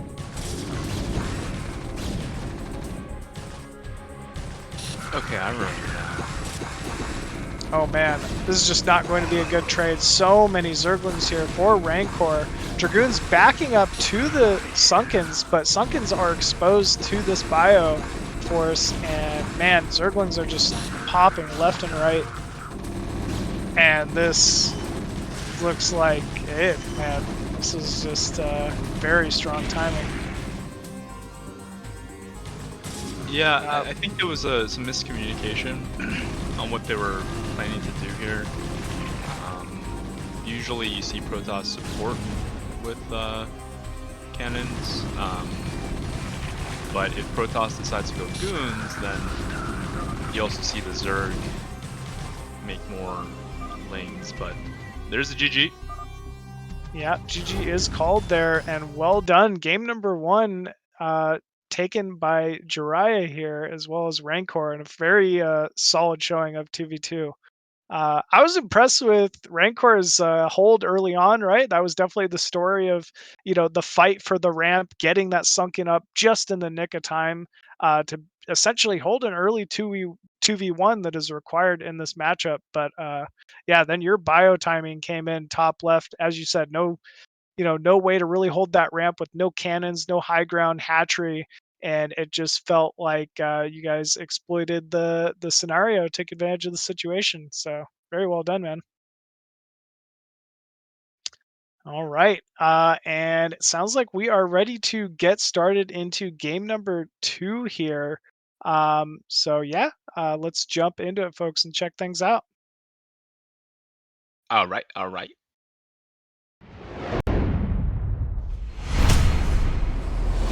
Yes, I do. I do not. I have it. Might have to unmute it. And top right here, as the blue Protoss, we have Mazur. And all the way on the very bottom left side of the map here, we have Jadong Poker.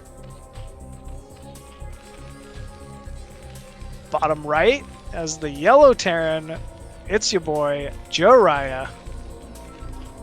And cross map is his teammate here, the red Zerg, Rancor.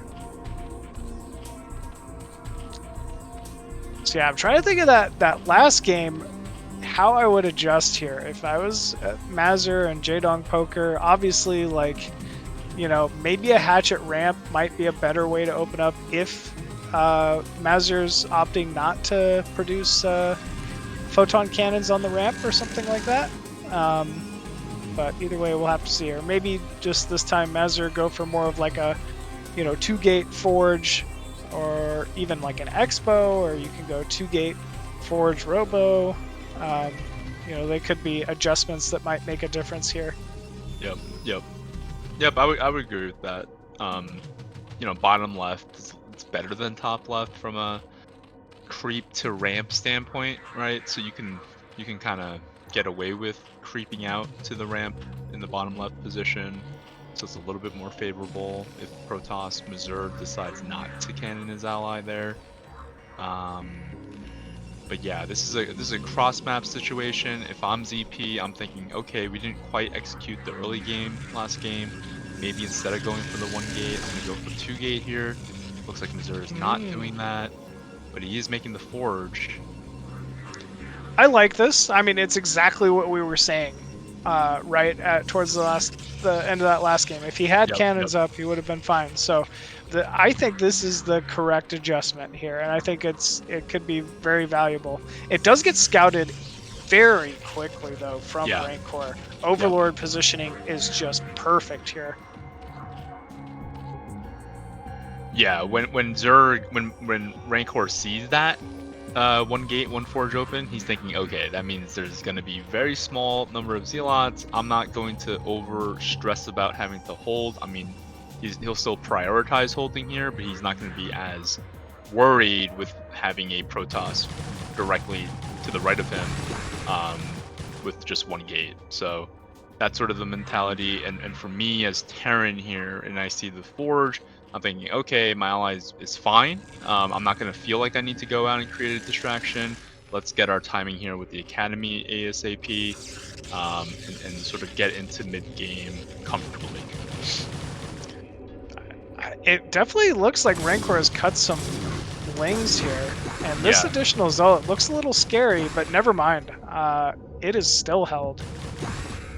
Yeah, Rancor does a really good job of doing like that 4 Zergling to 1 Zealot kind of coverage, surface area micro. Because that was really nice. It didn't look like he had enough lings exactly to feel comfortable, but it was the perfect amount to do what he did. Yeah, his link control has been top notch here. I mean, it's such a big requirement in 2v2 especially. There's so many, like most of the games are so low eco, micro based. You really got to be on top of every single unit. Kind of a run by with a few Marines here. Do get a scout off and are able to see that Spire producing.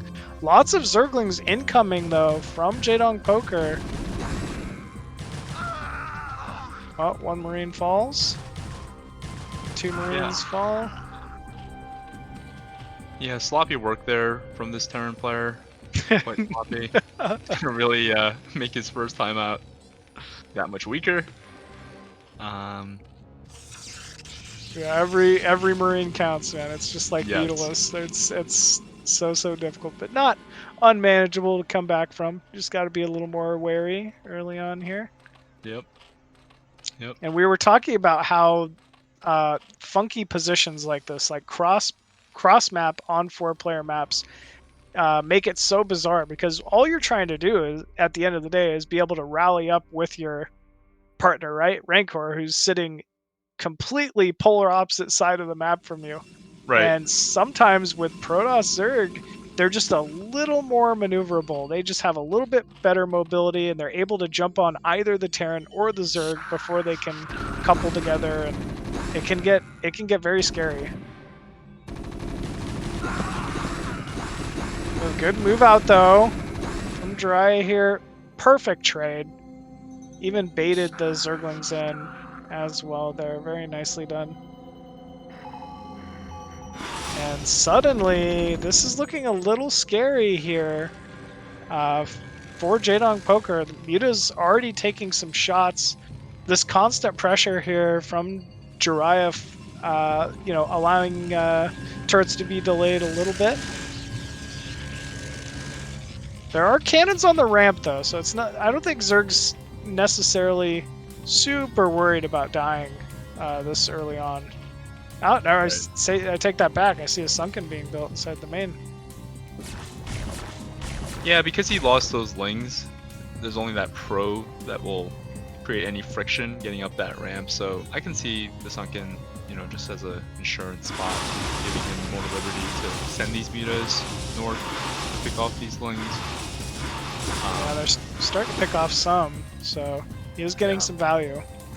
It'd be nice to snipe that Evo before +1 melee finishes. Yeah. Yeah, so he checks out Rancor, whether or not the layer was being built, sees that the layer wasn't made, so he can deduce that there's a lot of lings being made. But yeah, my ally Rancor is hitting the +1 timing with his lings. Got decent drones here, but clearly made a lot of lings. Yeah, this is going to be map control. Like, Protoss cannot move out with this many lings, this many muta. Oh, DT? Get there. Wow. Nice wall, though.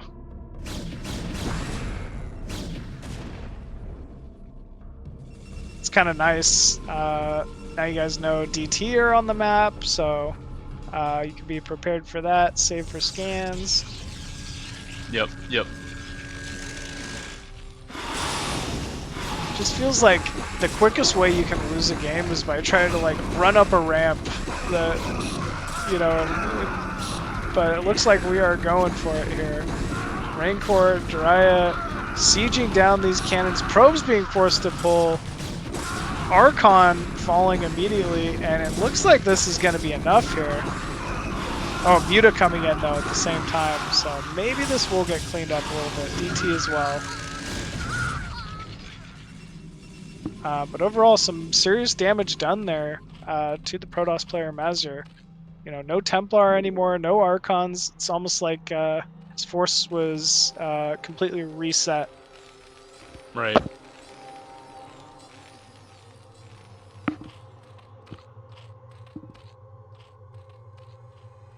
Looks like Rancor moving on to that layer tech here, Spire being produced as well. Already has the +1 Zerglings, which are a big advantage. You know, just the amount of damage they're able to output. If anything's out of position, it'll just get cleaned up very quickly. A little bit of Muta harass going on here from Jaedong. Able to get a couple Marines, but lost a couple Muta for them as well.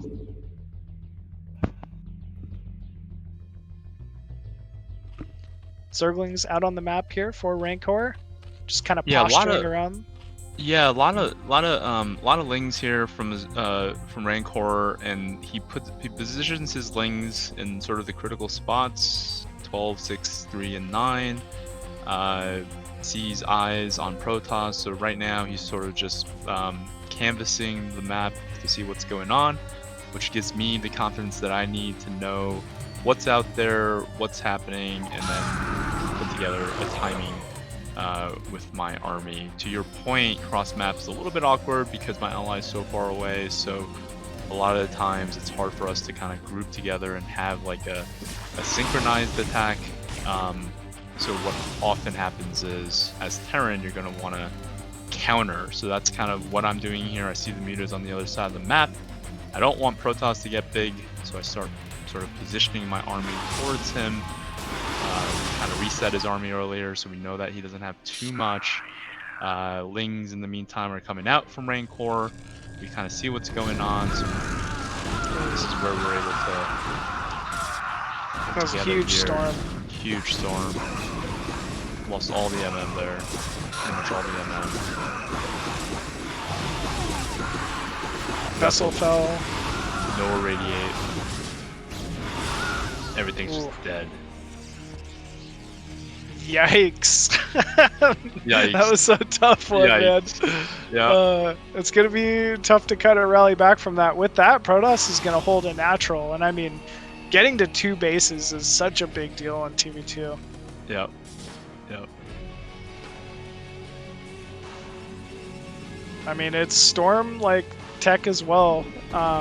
So it's going to also be valuable against the Mutalisk here. Of Rancor, because Rancor is starting his own muta production, although it, it's obviously been behind Jaedong's for this point. He does have a sizable force now, though, 8 Mutalisks. Yeah, I guess the only silver lining from that horrible attack that we had was that Rancor was able to escape with his muta and not lose his muta. It's really important when your ally is delayed on his muta that he doesn't lose his initial muta. So for him to get away unscathed with his muta is good. Allows me to have him for the subsequent move out on the map. Because Terran, Terrans can just re-macro their armies and just keep making vessels and try to come back that way. Whereas off of one gas, if you lose your first 5 muta or something like that, it's just so hard to come back. Nice little counter here from Rancor. He recognizes that the blue mutas are out of position, so he takes a stab here. My job is to sort of... Ooh. It's a nice big storm. Yeah, boost them up. Getting caught out of position here. A little bit. This is going to be so much bio, though. Yeah. Looks like Jaedong wisely retreating back to the ramp. There's no way he's holding that natural. Yeah. I mean, for Jaedong to get that base up would have been a bonus anyways. He could always just reclaim that gas and just distance mine it. But yeah, you want to deny as much as you can. But this is not a huge loss, obviously, for ZP in this spot. Protoss is sort of like the brewing monster, right? Off of 2 gas. Maelstrom. Yeah. That was a huge Maelstrom. I mean, that's so many dead Mutalisks at this point. Yep. Yep. And the Dark Archon gets away to Maelstrom again later on. Yeah, good unit, that DA. Yeah. it is the vessel equivalent, right? Anti-muta for Protoss. It's going to be your Maelstrom, DA, and your Corsairs. Definitely a very strong spellcaster unit. You can feed back vessels, and definitely underutilized. Yeah. Yeah. And I think Dark Archon. It's hard not to think of TT1 and how he always uses it against Zerg, and he's very good with it. Like he's very, very good with it. Yeah. Yeah, so that army, even though it's not that big, it's formidable because of that DA. My ally's trying to pick off some of these High Templars, but really with DA in position, he can only try to do that with Zerglings, confidently. It's traumatizing when you get Maelstrom to understand. But yeah, this timing it's a good timing. Yeah, very good timing. The irradiate on the High Templar was kind of interesting there. I wasn't expecting that. But it looks like Protoss Force is going to be running in here. Archon finding some purchase on those Zerglings. There are still a few mutas alive here for Jaedong, but forced to back up. And look at all this bio. Everything popping here for Protoss.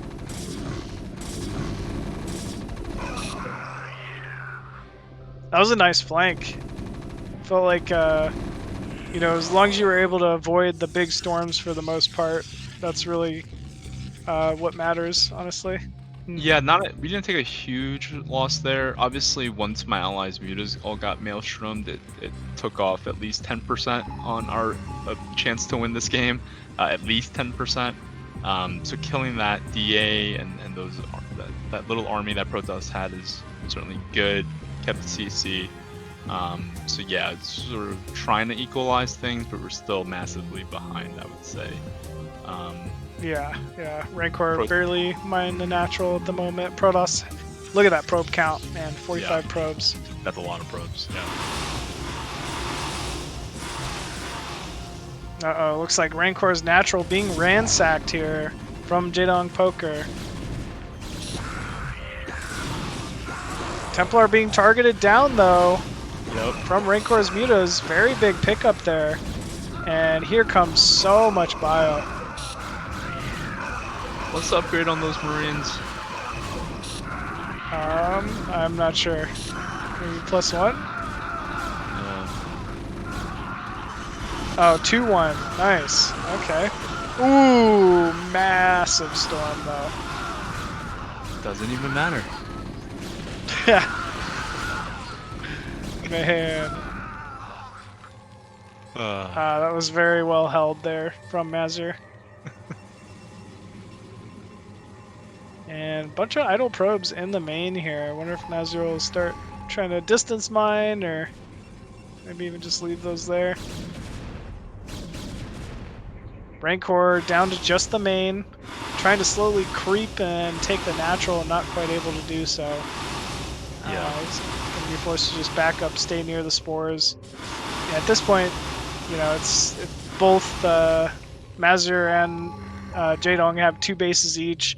Eco's looking comfortable, map control. Yep. They're playing exactly how they want to play it, right? Yep. Like, I had the option to go help my ally, but you know, cross map, it's like it's a much further distance for me to help him get his second gas up, and what the cost for that is, Protoss will then be able to get the third base because my army will be in my ally. So that's not the risk that I wanted to take, but you know, it just killing Protoss there was probably our only chance to get into this game. At this point, you know, Protoss is so big, Zerg is so big. You're almost just staying into it, hoping they'd make some big mistakes. Exactly, right? Exactly. Yep. Yeah. That's the only way to kind of come back.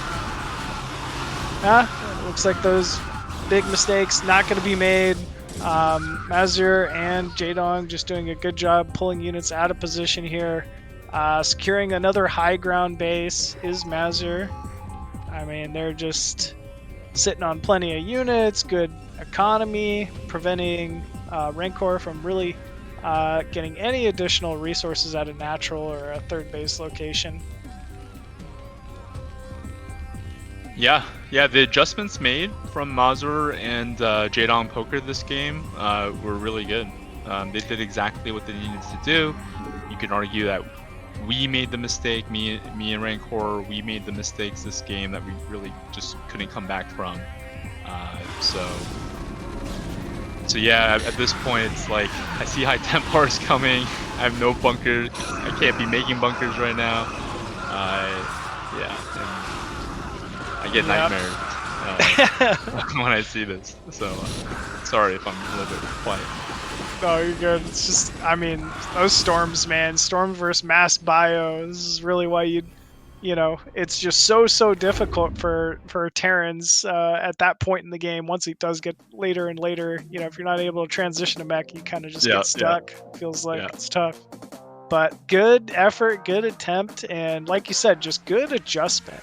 on their behalf to go with that earlier forge, kind of get the Zerg set up early on, and then be able to get to the next phase of the game. So yeah, with that, I'm kind of interested to see how you two adjust actually for game 3 here, because yeah, I mean they did a good job for that, but obviously at both games, you at one point or another, I felt like you and Rancor were in a strong lead. So yeah, well, sounds like we are ready to go, folks. Let's get into game number 3 of the series here and see who comes out victorious.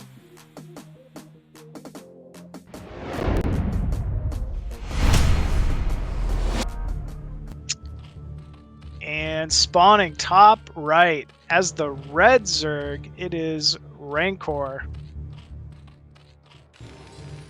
And his teammate top left in the yellow, IRK JIRAIYA. And at the bottom left, as the blue Zerg, it is Jaedong Poker. And the bottom right, as the magenta Protoss, we have Paździor. So these aren't quite the same positions we saw last game, right? This is more like a vertical spawns or whatever you want to call it. Both teammates are, on the same vertical plane as each other. Yep. Yep. So yeah, it's going to be a little bit more standardized, a little more linear. Does it play? Is that right? Does it tend to play out a little more linear? Or? Yeah, because of the last game was cross map. This is top versus bottom. In the spot that I was in last game, where my ally was trying to get a second gas up, and then the mutas came to my ally's second base and denied it, but I had my army out. If he in this spawn position with my ally being next to me, I'm gonna go ahead and help him get his second gas up, versus the counter, because he's close to me and I'm able to get there sooner. So yeah, so for that reason, it kind of plays more linear, a little bit more just sort of higher chance to get to standard play. But on the flip side, Protoss is directly below my ally, which gives Protoss the closest position to get Zealots to my ally, so there's that too. Zerg, my ally Rancor, he needs to survive against early pressure, and in this spawn, even with his gas being stolen, he should be fine. That second hatchery, you can argue, is not. It could be cocked up a little bit closer to the ramp, but he's just making sure that if he needs that sunk in, it's going to be in position to defend it. So, makes sense. It should play out standard. So we're seeing Zerglings out on the map here already for Jaedong Poker, likely going to the top right position here.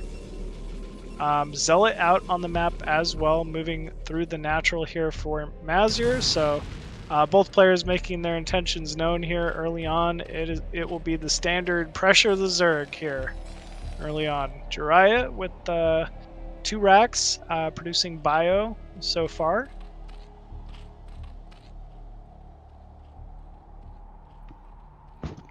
Nice concave here from Rancor. He's all set up and prepared. Looks like a forge likely being produced by Paździor here. We're seeing the cannon on the ramp, bottom left, or at least a pylon near the ramp. More and more Zerglings out here though from Jaedong Poker. Drone count's looking pretty low.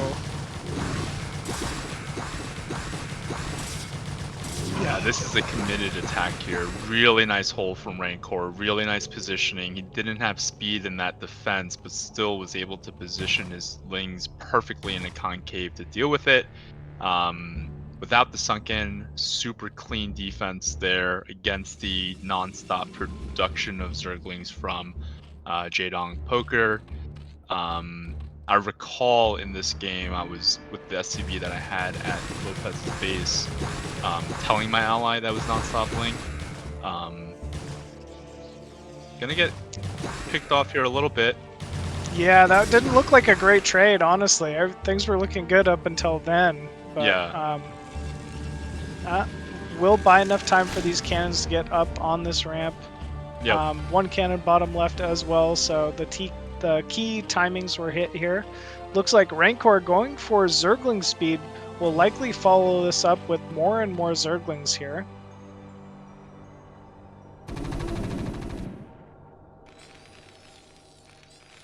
JIRAIYA posturing outside the natural here. I remember my blood pressure shot up. I remember my blood pressure shot up when I saw those speedlings. Almost looked like they were going for the surround. The surround, yeah. I didn't have stim done then, and sometimes if there's like, I think maybe if he had 2 more lings, he just eats that right there. But it just gave me flashbacks to True Touch. He was one of those guys that if he saw an opening, he would take it, and in that spot, if he took it, it might have been tough for me. But yeah, Sim is done here. You know, in this spot, it's just sort of we're trying to get to mid game. This is not this is at this timing. This attack is not gonna kill anything. It's really just to kind of keep them honest, force more cannons, maybe force another pair of Zerglings. Anything that we can do. We know that with the speed timing of Jaedong Poker, his fire is going to be delayed. So right now, we're just kind of trying to get into mid game, see what's going on, see the map. I'm starting to move my MM toward 9 o'clock in case the mutas do decide to go straight to me. I can cut those off. Meantime, my ally is surveying the map. So Lings here, I cut them off, and the mutas here get caught. Yeah. That's big damage. I mean, one muted dead, another one might as well be. That's huge. I mean, especially in 2v2 when 2 different Zerg matchups, really, it's a race to just see who can make more muta, like, at the end of the day. Right. So that's going to be a big, big damage here, unfortunately, for Jaedong Poker. So the adjustment this game, I think that we had, you know, our mentality last game was maybe we can just kill them early. But obviously that didn't happen, and as a result, we lost because we failed in too many attacks. The mentality here in Game 3, we decided to play a little bit more poised and get into mid-game. I went for the 2-rack factory timing, so there's no designated kind of push timing there. Slowly getting up to starport, getting up to the 3rd rack. At this point, we're just trying to get to mid-game. Kind of like Niblish and Hyssop, we're not going to play like fast, cheesy type of style. We're going to try to get to mid-game and try to beat us, toe-to-toe as we enter the mid-game. Yep, don't overcommit. Just Exactly. play for that next step in the game, that next moment. So yeah, it looks like it's going well here. Looks like you have map control outside your natural. No issues. Paździor is going for an expansion of his own, so we were talking about transitioning, and he is absolutely transitioning to the next phase of the game for him. 2 Dark Templar out on the map. Actually, maybe even more. That's a 3rd one, it looks like. And that's going to be scary here. Oh. I don't know what's going to happen. One Marine does get picked off. Scan immediately goes down, and Stim targeting down the remaining Zealots here. But Muta actually out on the map in a good spot as well. One does fall. Scan goes down again, and 1 DT is picked off. More bio trailing across the map here. Oh, it looks like those are Zerglings actually, and yeah, this is just going to be too much bio here. Oh, actually, DT comes in at the perfect time and does eliminate the remaining Marines here. But this is so many Zerglings coming into the natural as well. At least they're able to prevent cannons from going up at the Nexus. But still, big damage on both sides here. Meanwhile, Rancor is popping out his first set of mutas. I'm trying to get another army going here, more DTs. Yeah, it's a good amount of bio off of those 3 barracks. They're obviously scary for DTs, scary for Muta here. It's kind of the backbone of the army at the for the most part so far. But like you said, Rancor does have mutas, so there is like a counter timing available here. I almost wonder if he could be countering Protoss with those mutas at the moment at the natural. So I don't think there was any Corsair. It's just really, yeah, just one Archon being produced. Looks like it's maybe a little bit of a missed opportunity. Yeah, he probably could have killed a probe or two, 3, maybe 4 before those mutas get close enough where you're worried about getting cut off. Yeah, I guess so. Yeah, and you definitely wouldn't want to trade muta versus muta here. No, but you're right. He definitely could have got something done there.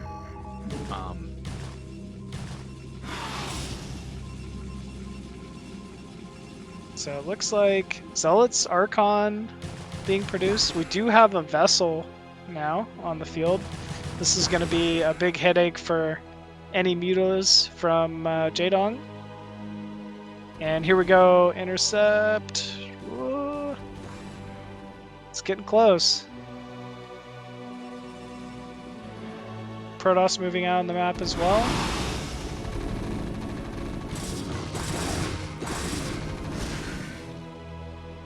And wisely canceling the hatchery there. Oh, nice irradiate. Does get pulled fairly quickly though from the mutaflock.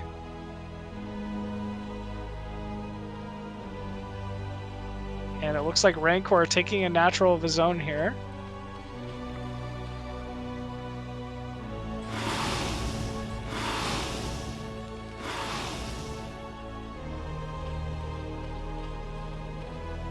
Things are gonna get juicy here real quick.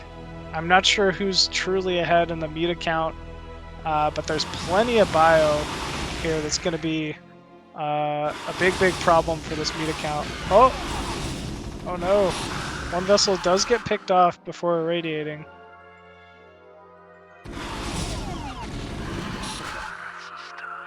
Oh, nice pickup there from Jaedong. Guy's just giving away free vessels. What is he doing? Oh man, hey, it's tough, man. You gotta control all these different hotkeys. Vessels are not the smartest units.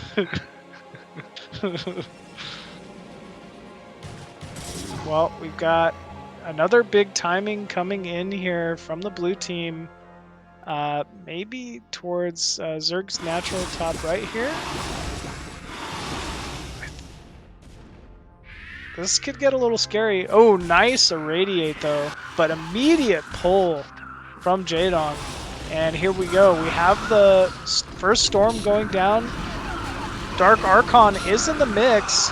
Another very good storm as well. Dark Archon not quite doing anything though. And wow, suddenly that force is completely cleaned up by Rancor and JIRAIYA. Yeah, I didn't realize that DA had energy, but he had more than enough energy to maelstrom something. I guess he was waiting for the muta there.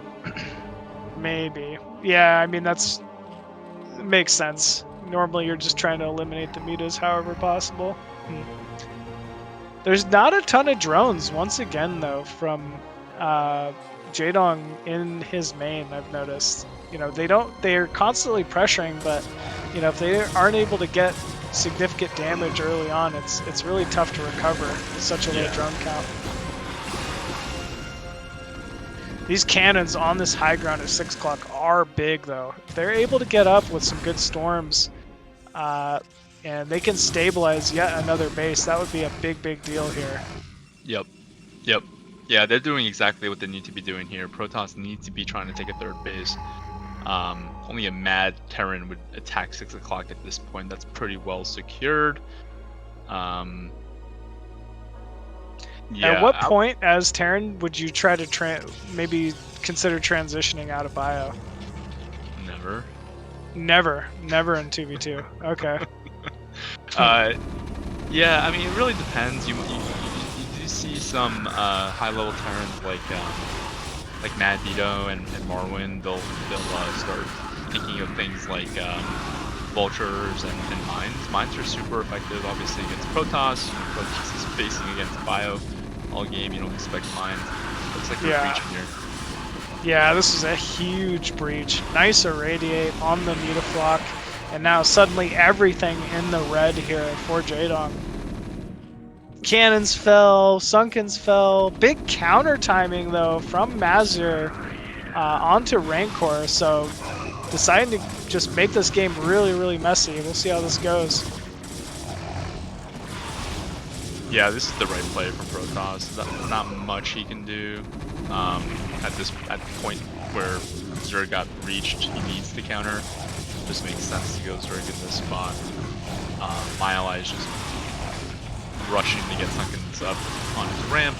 He's just thinking of surviving at this point. Yeah, even if you just live on one base, it's fine. Like, yeah. Just, do whatever you can. It's so hard to beat Protoss 1-on-1 with bio. Yeah, it definitely is. Oh, big storms going down once again here.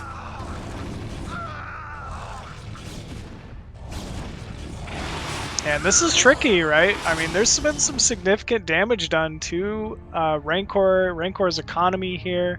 Really, just these 7 muta. Oh no! I was gonna say all he's really got to his name, but I don't even know if he's got that anymore. Oh, it does look like they get out though. Okay, so getting away with 5 muta, not the worst, not the worst. We'll take it. But man, Paździor is just chomping away with this eco. He's on a full saturated 3 bases for the most part, 47 probes. I mean, Dark Archons, it's gonna be really, really tough to take down this force. Yeah. Yeah, I have a motto when it comes to playing against Protoss or ZP. Don't let Protoss get a second base up. And if he gets the second base up, don't let him get a third base up. If he gets the third base up, don't let him get a fourth base up. But already, if you get to the third base, it's very hard to beat a three gas Protoss. But yeah, it's all about the Protoss. Yeah, and I mean, especially when the Protoss has such a built-in composition to beat bio, it can be pretty difficult here. Like you're saying, maybe if there was mines or a siege tank here or there. But this is going to be tough. Ooh, EMP though! Huge EMP going down on those Templar and Dragoon. And suddenly with no storm, this force doesn't look that scary. Irradiate even going down on a Templar as well. And it looks like Paździor trying to run back to his reinforcements here. 2 more Templar coming in. Ooh, nice storm. Another big storm. But there's just so much bio here. Yeah, when +2 kicks in for Terran, it's like you start feeling real good about yourself. And when there's no high Templars, you're just thinking trade, no matter what it takes. Cannon's trying to find some purchase here. Some of the Dragoons kind of stuck in the back, not really able to take full advantage of their positioning here. I mean, this is close. That's a lot of medics, for sure. But more and more Zerglings actually rallying in here, and it looks like they've done it. Oh, 2 Templar coming in though, and there are cannons on that ramp. I mean, it is so difficult to push into a Protoss natural with so many cannons, pylons in the way. Oh, huge EMP going down on the remaining Templar. Look at that, even 5 vessels here. Ooh, huge storm though going down on that group of medics. But man, it just looks like too little too late here. Oh, huge storm actually. Oh man, that was massive. Oh no, I thought that was gonna morph in time. So more and more pressure coming in here from Terran Zerg. 12 o'clock being secured. Oh, another big storm, and that is actually going to end up pushing this back. Yeah, Paździor does a really good job holding on here. There is a reality where Protoss can still win in this spot. and you can just see how strong 3-gas Protoss is in terms of production and the number of high gas units that are able to come out. For sure. I mean, if he had another Dark Archon, right, and a Storm, suddenly those mutas could all die. You know, if he gets a few more Storms, that's a few more groups of bio that just die. It is not simple for Zerg Terran either here in this situation. Especially when you're playing with a Terran that refuses to mech switch. Yeah. I really rely on like it's just stylistically how I prefer to play. I really rely on my ally to do as much as he can against High Templars to allow my bio to be stronger. I try to help him. You know, you scratch my back, I scratch yours by irradiating the other muta, the opposing muta, EMPing DAs where they are. It's just the style that I've landed on, but you see a lot of high-level Terrans also mix in things like vultures and mines and things like that because they are very effective. So I think that's something I could add to my game. I just, you know, it's just not my my forte. But Gotcha. Okay. Well, it seems to be getting the job done. Well, Machine, you've been playing more with a Protoss ally, right? Yeah, pretty much the only times I play are usually with me and Raz. And, Yeah. So we play Zerg Protoss quite a bit, and most That's a familiar good with that. Protoss to be playing with, so... Yeah, he's very solid. Very solid, for sure. Oh, man. Yeah, so my ally just picked up Templars, and I just A-move. Bada beam, bada boom. No more storms left. I mean, just the perfect timing to just come in here and run this over. Oh, I jinxed it again. There was a storm left. Man. Machine, stop talking. You keep getting me stormed. And somehow Mazur holds yet again. Wow, he's even taking bottom left. That's hilarious. Yep. Oh, man. Could you imagine he stabilizes from here to take bottom left and then somehow comes back into the game? That would be crazy. I'm gonna get real quiet soon then. Muta's diving in here, trying to remove the remaining 2 Templar. Templar not quite enough energy. Now he does. More bio are falling here, but it looks like he's done it. Photon cannons have been unpowered here on that low ground. Probes continuing to fall at Mazur's natural. GG has been called, and JIRAIYA and Rancor end up taking the series. Well done, man. I got nervous there. I forgot about the outcome. It felt like the Titanic. You know, you ever rewatch the Titanic and you're like, don't sink, don't sink. Like, you know it's gonna sink.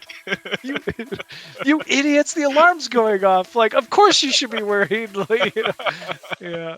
Oh, man, that's too funny. I'm running a note. I'm running a note in my notepad. Learn to dodge and stop losing vessels. Boom. Stop. Okay, StarCraft fixed, you know? I'll never do it again. All I have to do is remind myself. Yes. Oh, man. Well done. It looks like you make it to, the next round of the tournament. So, as we've seen so far today, there's still quite a few big teams, still in it. Bonnet, Ziki, Hysup, Nooblish, TT1 and Kenzie are in there. Jiren, Terror, Izu, Wave, Andy Biggie. So yeah, quite a few big names still left in the tournament here.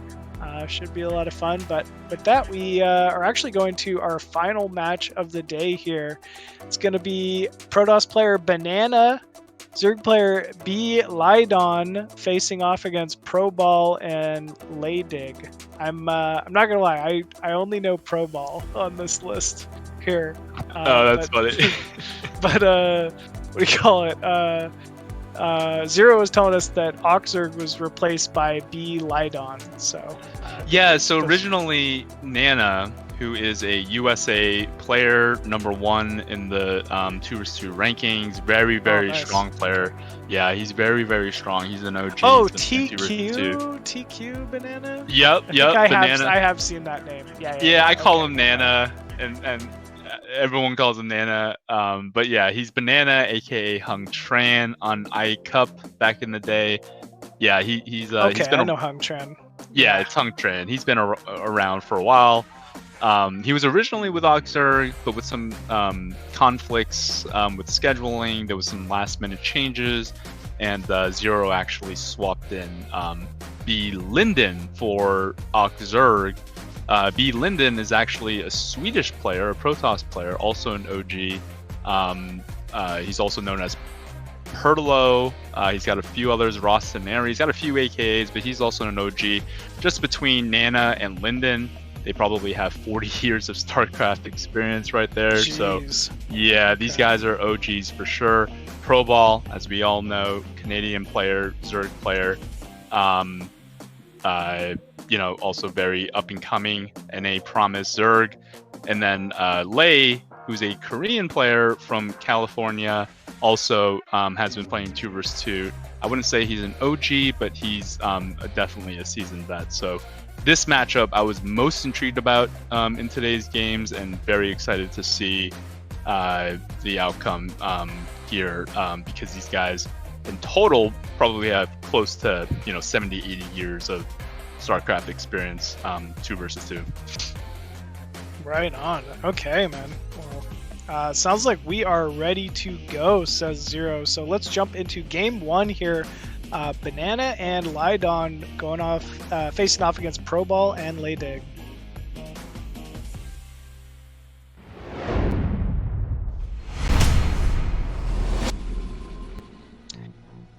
And spawning top right as the red Protoss, it is Banana TQ. And his teammate in the top left, it is B. Lydon.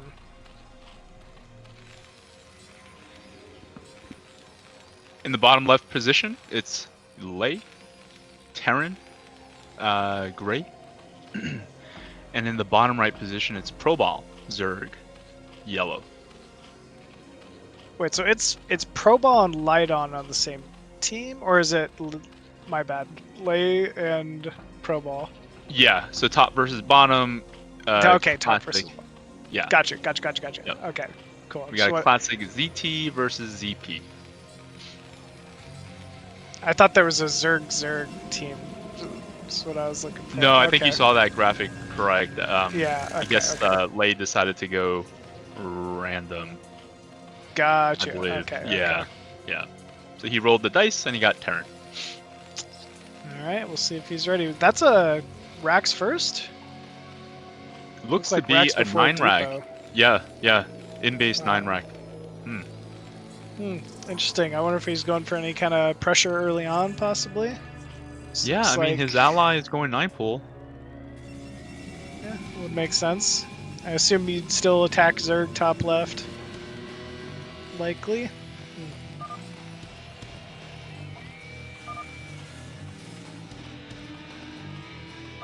Yeah, you Lydon don't asking see- if it's 9-pool? Okay. Right. Nana saying he always 9-pools. He always 9-pools. It's all he knows how to do is 9-pool. That's it. This is one build order. I guess they've played a few games together. Yeah, I guess so. I mean, why not? 9-pool's it's definitely a great opener for a 2v2. There's a lot you can do with it. Oh yeah. As a Terran ally, if my ally goes 9-pool every single game, every single map, every single matchup, I'd be alright. As long as he knows how to play it. Yeah, you can't just suicide your lings in. Yeah. I mean, the ling control needs to be on point for sure, but always a good option.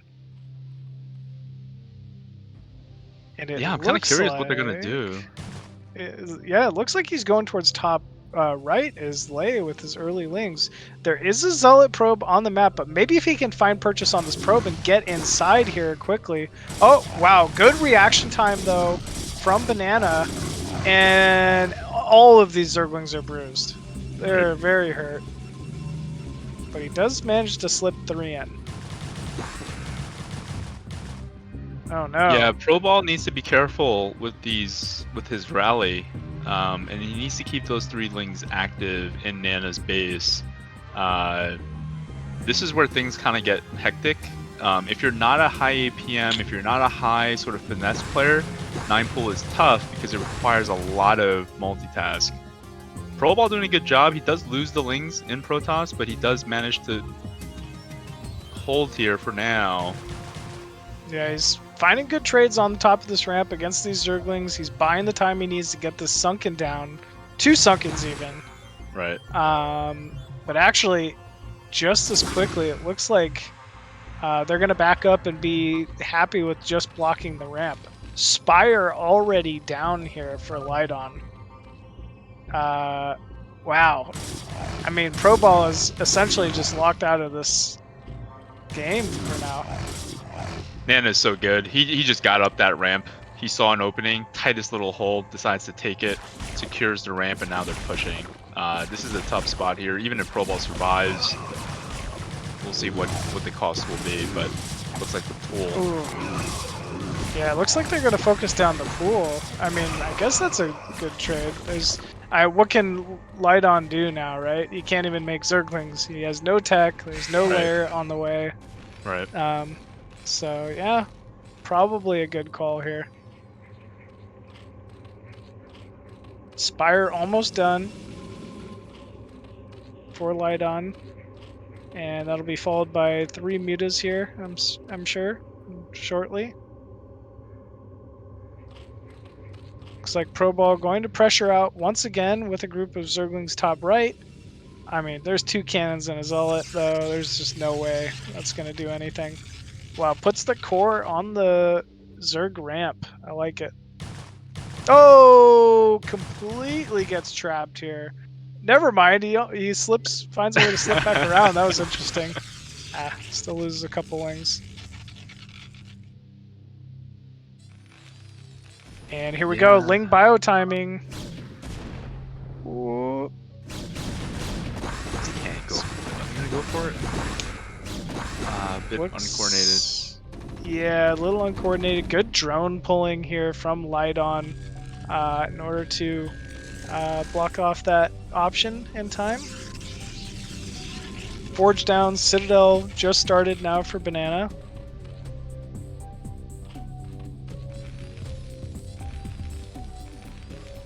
Yeah, Pro Ball has a little bit of time, right? Cross map, mutas are top right here. He should be planting the Evo. Terran is not electing to give him any MM, so should try to get that Spore up, but he's not in a big rush because of that MM presence. It's tough for Zerg, it's tough for Linden to just send his muta straight to bottom right? Like there's unknown in the middle, there's unknown here and there, but they did kill Pro Ball's OV, so that's why he was supply blocked for a little bit there. So yeah, this is kind of getting into mid game. But I would say ZT is kind of, limping into mid game here. I mean, there can be an opening here for these mutas to do some serious damage. There's no turrets inside the main there. 1 Marine already falling. Muta being, or Overlord being targeted down here of Pro Ball. That should set him behind a little bit. Another dead Marine. Oh man, this is just not much bio. I really feel like if Lydon does this correctly, he could pick off the rest of that Bioforce. Yep. He is so pulling... So Lei is going quicker Vessel, going quicker Starport, right? So so he even made a dropship first. So he's sacrificing having to make turrets to get his tech up sooner, knowing that his ally is going to need time to get up to layer and into muta. So the idea here is to limit or cut corners on turrets and to get this sort of early dropship pressure underway. Now these mutas are out of position against dropship, so I'm eager to see what Lei can get done with this. The mutas are trying to continue to be on that side of the map, so I would think Lei actually has an opening here to do something. Now these mutas are going to see the dropship. This is going to force the mutas to come back home, but this is going to give a window of opportunity for late to do some real damage to equalize things, at least between the Zergs.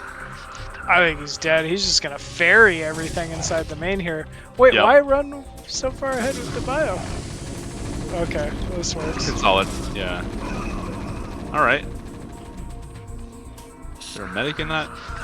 Okay, there's one is. medic. Nice position on those Marines. He knows that those drones are going to be pulled and they're going to all fall into that general direction. Gotta be careful though. DT in play. Yeah, DT gonna clean a lot of this up. Spire might not even fall. Oh man. Oh no. Ooh. Yeah, I don't know. I mean, it was still so many drones. It's hard to kind of decide like how that one went. But Burrow preservings as well. Yeah, I mean, Lune has 600 gas. He's got 50. Yeah, he's got enough drones. He's already got 2 hatch, so you got to think he's going to stabilize. The fact that he's got the number of mutas that he has, that's what makes it tricky. There's no trade there against those mutas, so those mutas being intact, it's really just him pressing SD for like the next 2 minutes or so, just to, and then he'll be back, you know, in full form. But to still have these mutas retained, feels like it could have been a lot worse for him. Like the Spire going down, etc. Absolutely. Yeah, it definitely felt like it could have gone much worse here. Still, already, you know, off that 3 racks, a sizable bioforce once again here from Pro Ball. So this is going to be a little tricky. There's not really any turrets, and Vessel doesn't quite have the energy needed for an Irradiate yet. Well, it looks like Pro Ball trying to save this barracks. It might just fall though. Ooh, Vessel going to be targeted down here very quickly. Yeah. And that's never a good sign. Yeah, to be able to do that much harassment and get the Vessel with the same muta that he's had this entire time, that's what makes this this counter that much more tricky for Lei to have to deal with. He gave up turrets to make the Vessel. Ooh, this is a nice attack here from Pro Ball. This opens things up. More Lings flooding towards Linden. Yeah, that was a huge surround on both those cannons. Gets the Dark too. Archon investment. Yep. Ooh. Yeah, suddenly Lydon maybe not in as great of a spot as we thought. Now Zealots are here. If he can pick off that probe, that will at least delay the production of cannons, which will allow for Terran to kind of take his time and put all his focus into a designated attack. But all the bios moving up top left here. I mean, at some point he's gonna have to fight these mutas. It could be on the ramp though. And dude, imagine he had that irradiate. Imagine he had an irradiate in this spot. Oh, it would have been huge. He still has one. Okay. We'll see how this goes. Oh, come on. Fire it! Dude! Oh. There we go. Alright, at least he got an irradiate off. Oh, man. No, this is not... That was close. I mean... Yeah. He needed to irradiate first, because then his MM can just kill the Zealots, because usually... You know, even the best Zergs, they need a split second to split their mutas against Irradiate. And during that split second, that's when you can get value against the Zealots and then one-on-one the muta. And then kill the cannons. But that was a little bit... it felt like he had enough there to do something. He did, especially, you know, the big thing was just waiting for the Irradiate, like you said. Yeah. Because, I mean, cannons are barely just now getting up. He had the time. Yep. Shoot. Close, but oh, but Terran does have the second base up. Pro Ball is starting to make mutas. It's not over. It's definitely not over, but it's a tough spot. Oh man, you can't lose another one. Oh, that's good. That's better. The Irradiate was good that time. Did some significant damage, and actually Pro Ball. Oh man, I thought if he was able to follow that up, maybe he would have won, but maybe not. Yeah, probably could have chased those. I feel like, I don't know, man. Maybe Banana needs to just sit with Light on and help him like take a natural or something at this point. Whoa, ghosts! Is that normal? a lot of Terrans make ghosts. Ghosts are good. Cloak and then killing High Templars with them, they could be really, really effective. Yeah, no, ghosts are good. They're just expensive on gas, but they could be really, really good. If you can kill High Templars with them, then you get infinite value, for sure. Got you. I mean, the High Templars are the big pain point here, you know, especially anytime you're fighting with bio against Protoss, so makes sense. Still, though, it would be insane if he had Cloak at this early of a point. I think it's going to be a little bit before these ghosts are able to come into value. Never mind, I lied. Cloak's almost done. Fuck you, Templar. Time to die. Nice Maelstrom there. Here we go, Cloak. You called it. This is hilarious. Get him! Oh, he starts storming too. Oh, he's using the artifact. He was hugging the artifact. No way. This worked out so well. Oh, the Maelstrom. Wow. Man, bet you never thought of using Maelstrom to counter Cloak ghost timings. Good unit, that DA. Alright. So, the ghosts are only as good as the MM army you have behind it. The idea is you kill the High Templars and then you A-move everything else, but it's not quite enough here for Lei. ProBall getting into the mix here, but also, you know, was limping into this fight since he got Maelstrom just before it and the GG. Yeah, I mean, Lei had the eco. We just didn't quite see the resources get spent, it feels like, at the end. Yeah. A little bit of a macro slip up, but also Linden doing a really good job with not just holding against that drop, but also, you know, harassing the lack of turret that Terran had, you know, after that, with that 10 muta. Yeah, with those 10 muta, like forcing, you know, lift off of the barracks, picking off plenty of bio. Yep. I mean, the vessels. How many times did he pick off vessels there? You know. Yeah, that was sick. Still, he definitely got Pimpus play with the ghost like timing to kill High Templars. That was awesome. That was pretty cool to watch. Yeah, sure. he gets style points there, but not, you know, not surprising that that was probably the most like competitive. Or I wouldn't say a lot of the games were competitive, but I'm not surprised at how entertaining that was between these guys. So for sure. Yeah, you called it. You said this was going to be a pretty good match going into it, so it definitely is not disappointed so far. Right on. Well, all right. Zero says we are ready to go, folks. So let's jump into game number 2 of the series.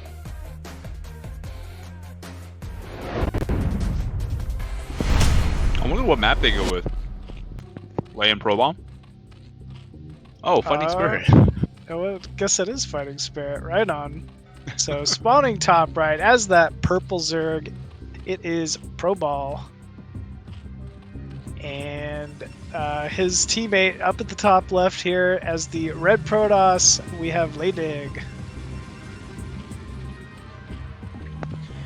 And over here, bottom left corner, Zerg in the, I'm just going to say green, is Linden, Swedish player.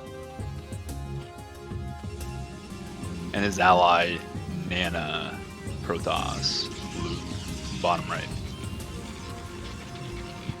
So, ProBall and Lei obviously picked this map. Is there something about this map that would make it more beneficial? I know, like, we're seeing different matchups this time, right? But oh, they have 50,000 games under their belt on Fighting Spirit. I don't think there's any other reason why they chose this. To be honest with you, it's gotcha. like it's their bread and butter. Yeah, like these two, they're purists when it comes to Fighting Spirit. Like they think it's the map. It's not like Python. You know, I know that these guys like Fighting Spirit. So, but yeah, what we kind of hypothesized in game 1, it looks like Lei is playing random. He rolled the dice and got Protoss this time. So we have a little bit of a mirror situation here. So it's a top versus bottom, ZP versus ZP. Very interested to see if the only 9-pool Zerg in ProBall is going to 9-pool here against ZP. Yeah, we'll have to Is that see here. I think it is 9-pool. Yeah, I think it is 9-pool. Yep. He always 9-pools. Always 9 pulls. Oh man. A little bit of probe harass being done here inside Lydon's main. And some more probe harass going on at the top right. Lings are out for both Zergs. And it looks to be Zergling speed from both, no quick layer.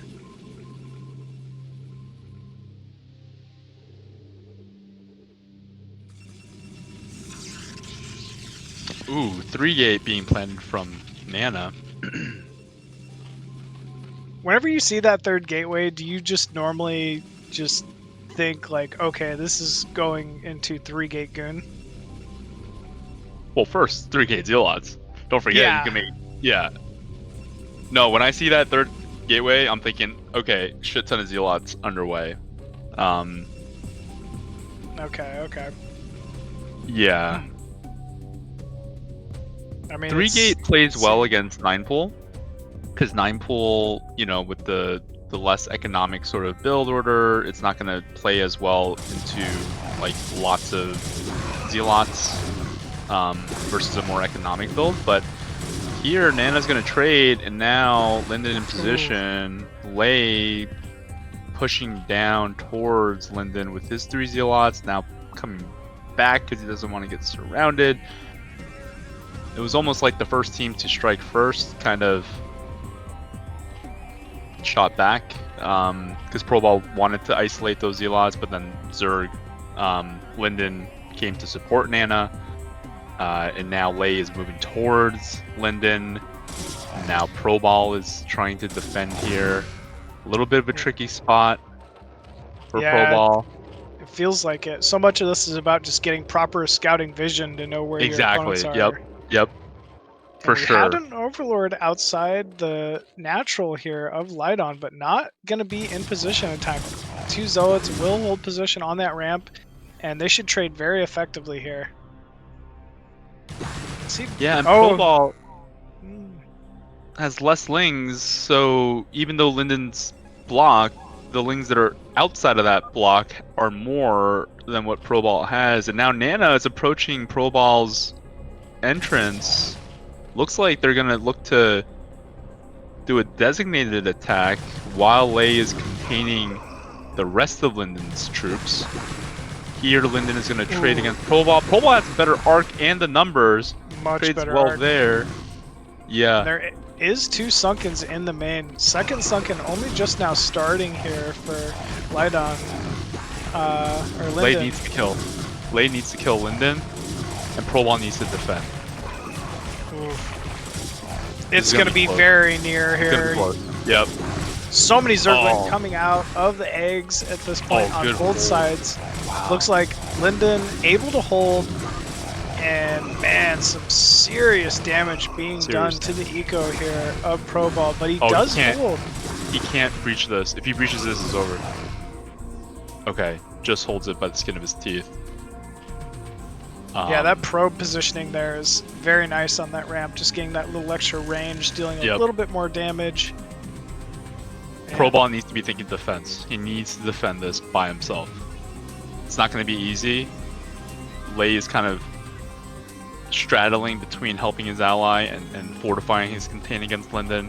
He's breaking off a couple of Zealots. Looks like he's going to counter Protoss actually, which is probably the right play. ProBall just needs to defend. He can't waste any Zealots here, or Zerglings here. Every Zergling matters. So far. Oh, and he's cut out of position now. Yep. No Sunken in the main either. I think you've kind of called it. There's not much ProBall's going to be able to do here to hold this. It looks like he'll counter. He's going to end up just abandoning the main. Still though, Banana not quite going in. Oh, and here comes the probe Congo line out to the natural. Banana's too good. He's not gonna die to this. I mean, that looks like it's unfavorable for Nana, but Nana's too good. His micro control is very good. He won't die to this. Yeah, as you called it, very strong hold here. All the drones. Actually, only 2 Zealots remaining. Wow, but it looks like not quite enough.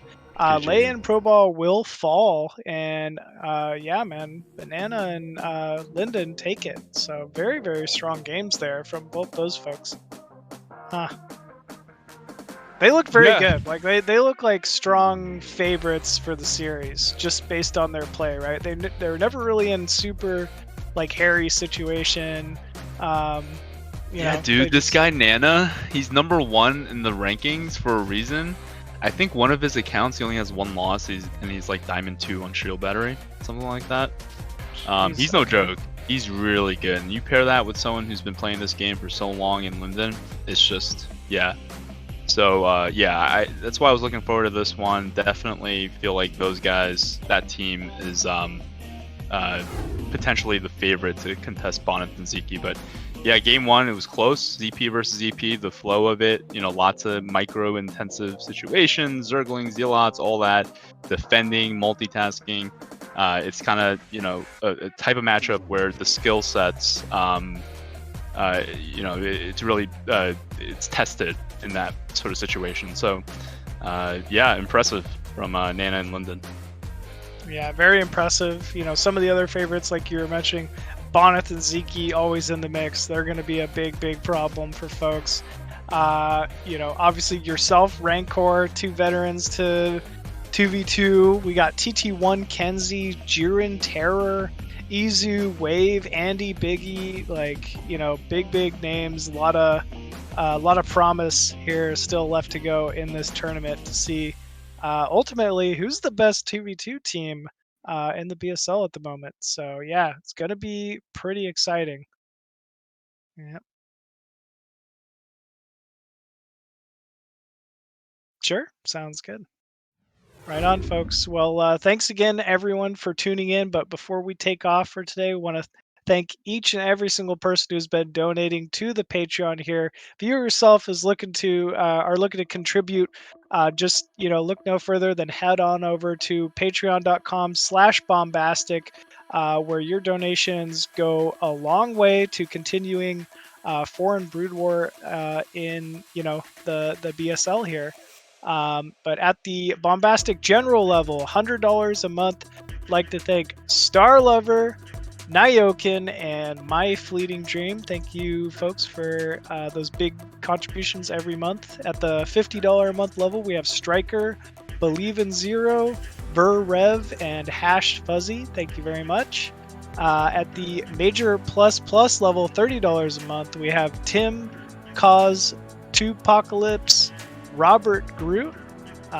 So thank you very much. At the major level, $20 a month, we have Suricata, On My Way, Gordon Bradley, KJ, Daniel Lopez, LML, myself, Quark, Steven Robertson, Mr. Cat, Andre Nicolescu, Duvaz, and Medinho.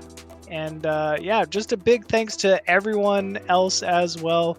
Whether it's the $10 a month level, the $2 a month level, or a one-time donation, honestly, every dollar goes, quite far. Just making sure foreign BroodWar is still, being competed at the highest level outside of Korea. So thank you all for your donations, and keep supporting us here for the future. And with that, JIRAIYA, that's going to be it for today, man. The BSL 2v2 ProLeague. Just want to say thanks so much, man. Always a pleasure casting you, watching your games, and wish you nothing but luck at the continuation of the tournament here, man. Hope you go far. Thank you very much, sir, and to you as well. To you and Raz, good luck in the tournament. And thank you, Zero, for the invite. It's been real fun, and Machine, I'm a big fan from a viewer standpoint. So to be casting with you today was an absolute a dream come true. So thanks, guys, and Tubers Tours out there, definitely contribute if you can, support Tubers 2 BSL, keep it going. It was not easy to get season 2 up and running, so definitely show your love to Zero and the rest of the BSL team. Right on, man. Couldn't have said it better myself. Thank you all for tuning in. Check us next time. I think there should be another cast same time next week, right, Zero? Okay, Saturday and Sunday. So yeah, extended 2v2 action. Thanks again, guys. Tune in next week for more BSL 2v2 Pro League, and have a great day. We'll see you then. Peace.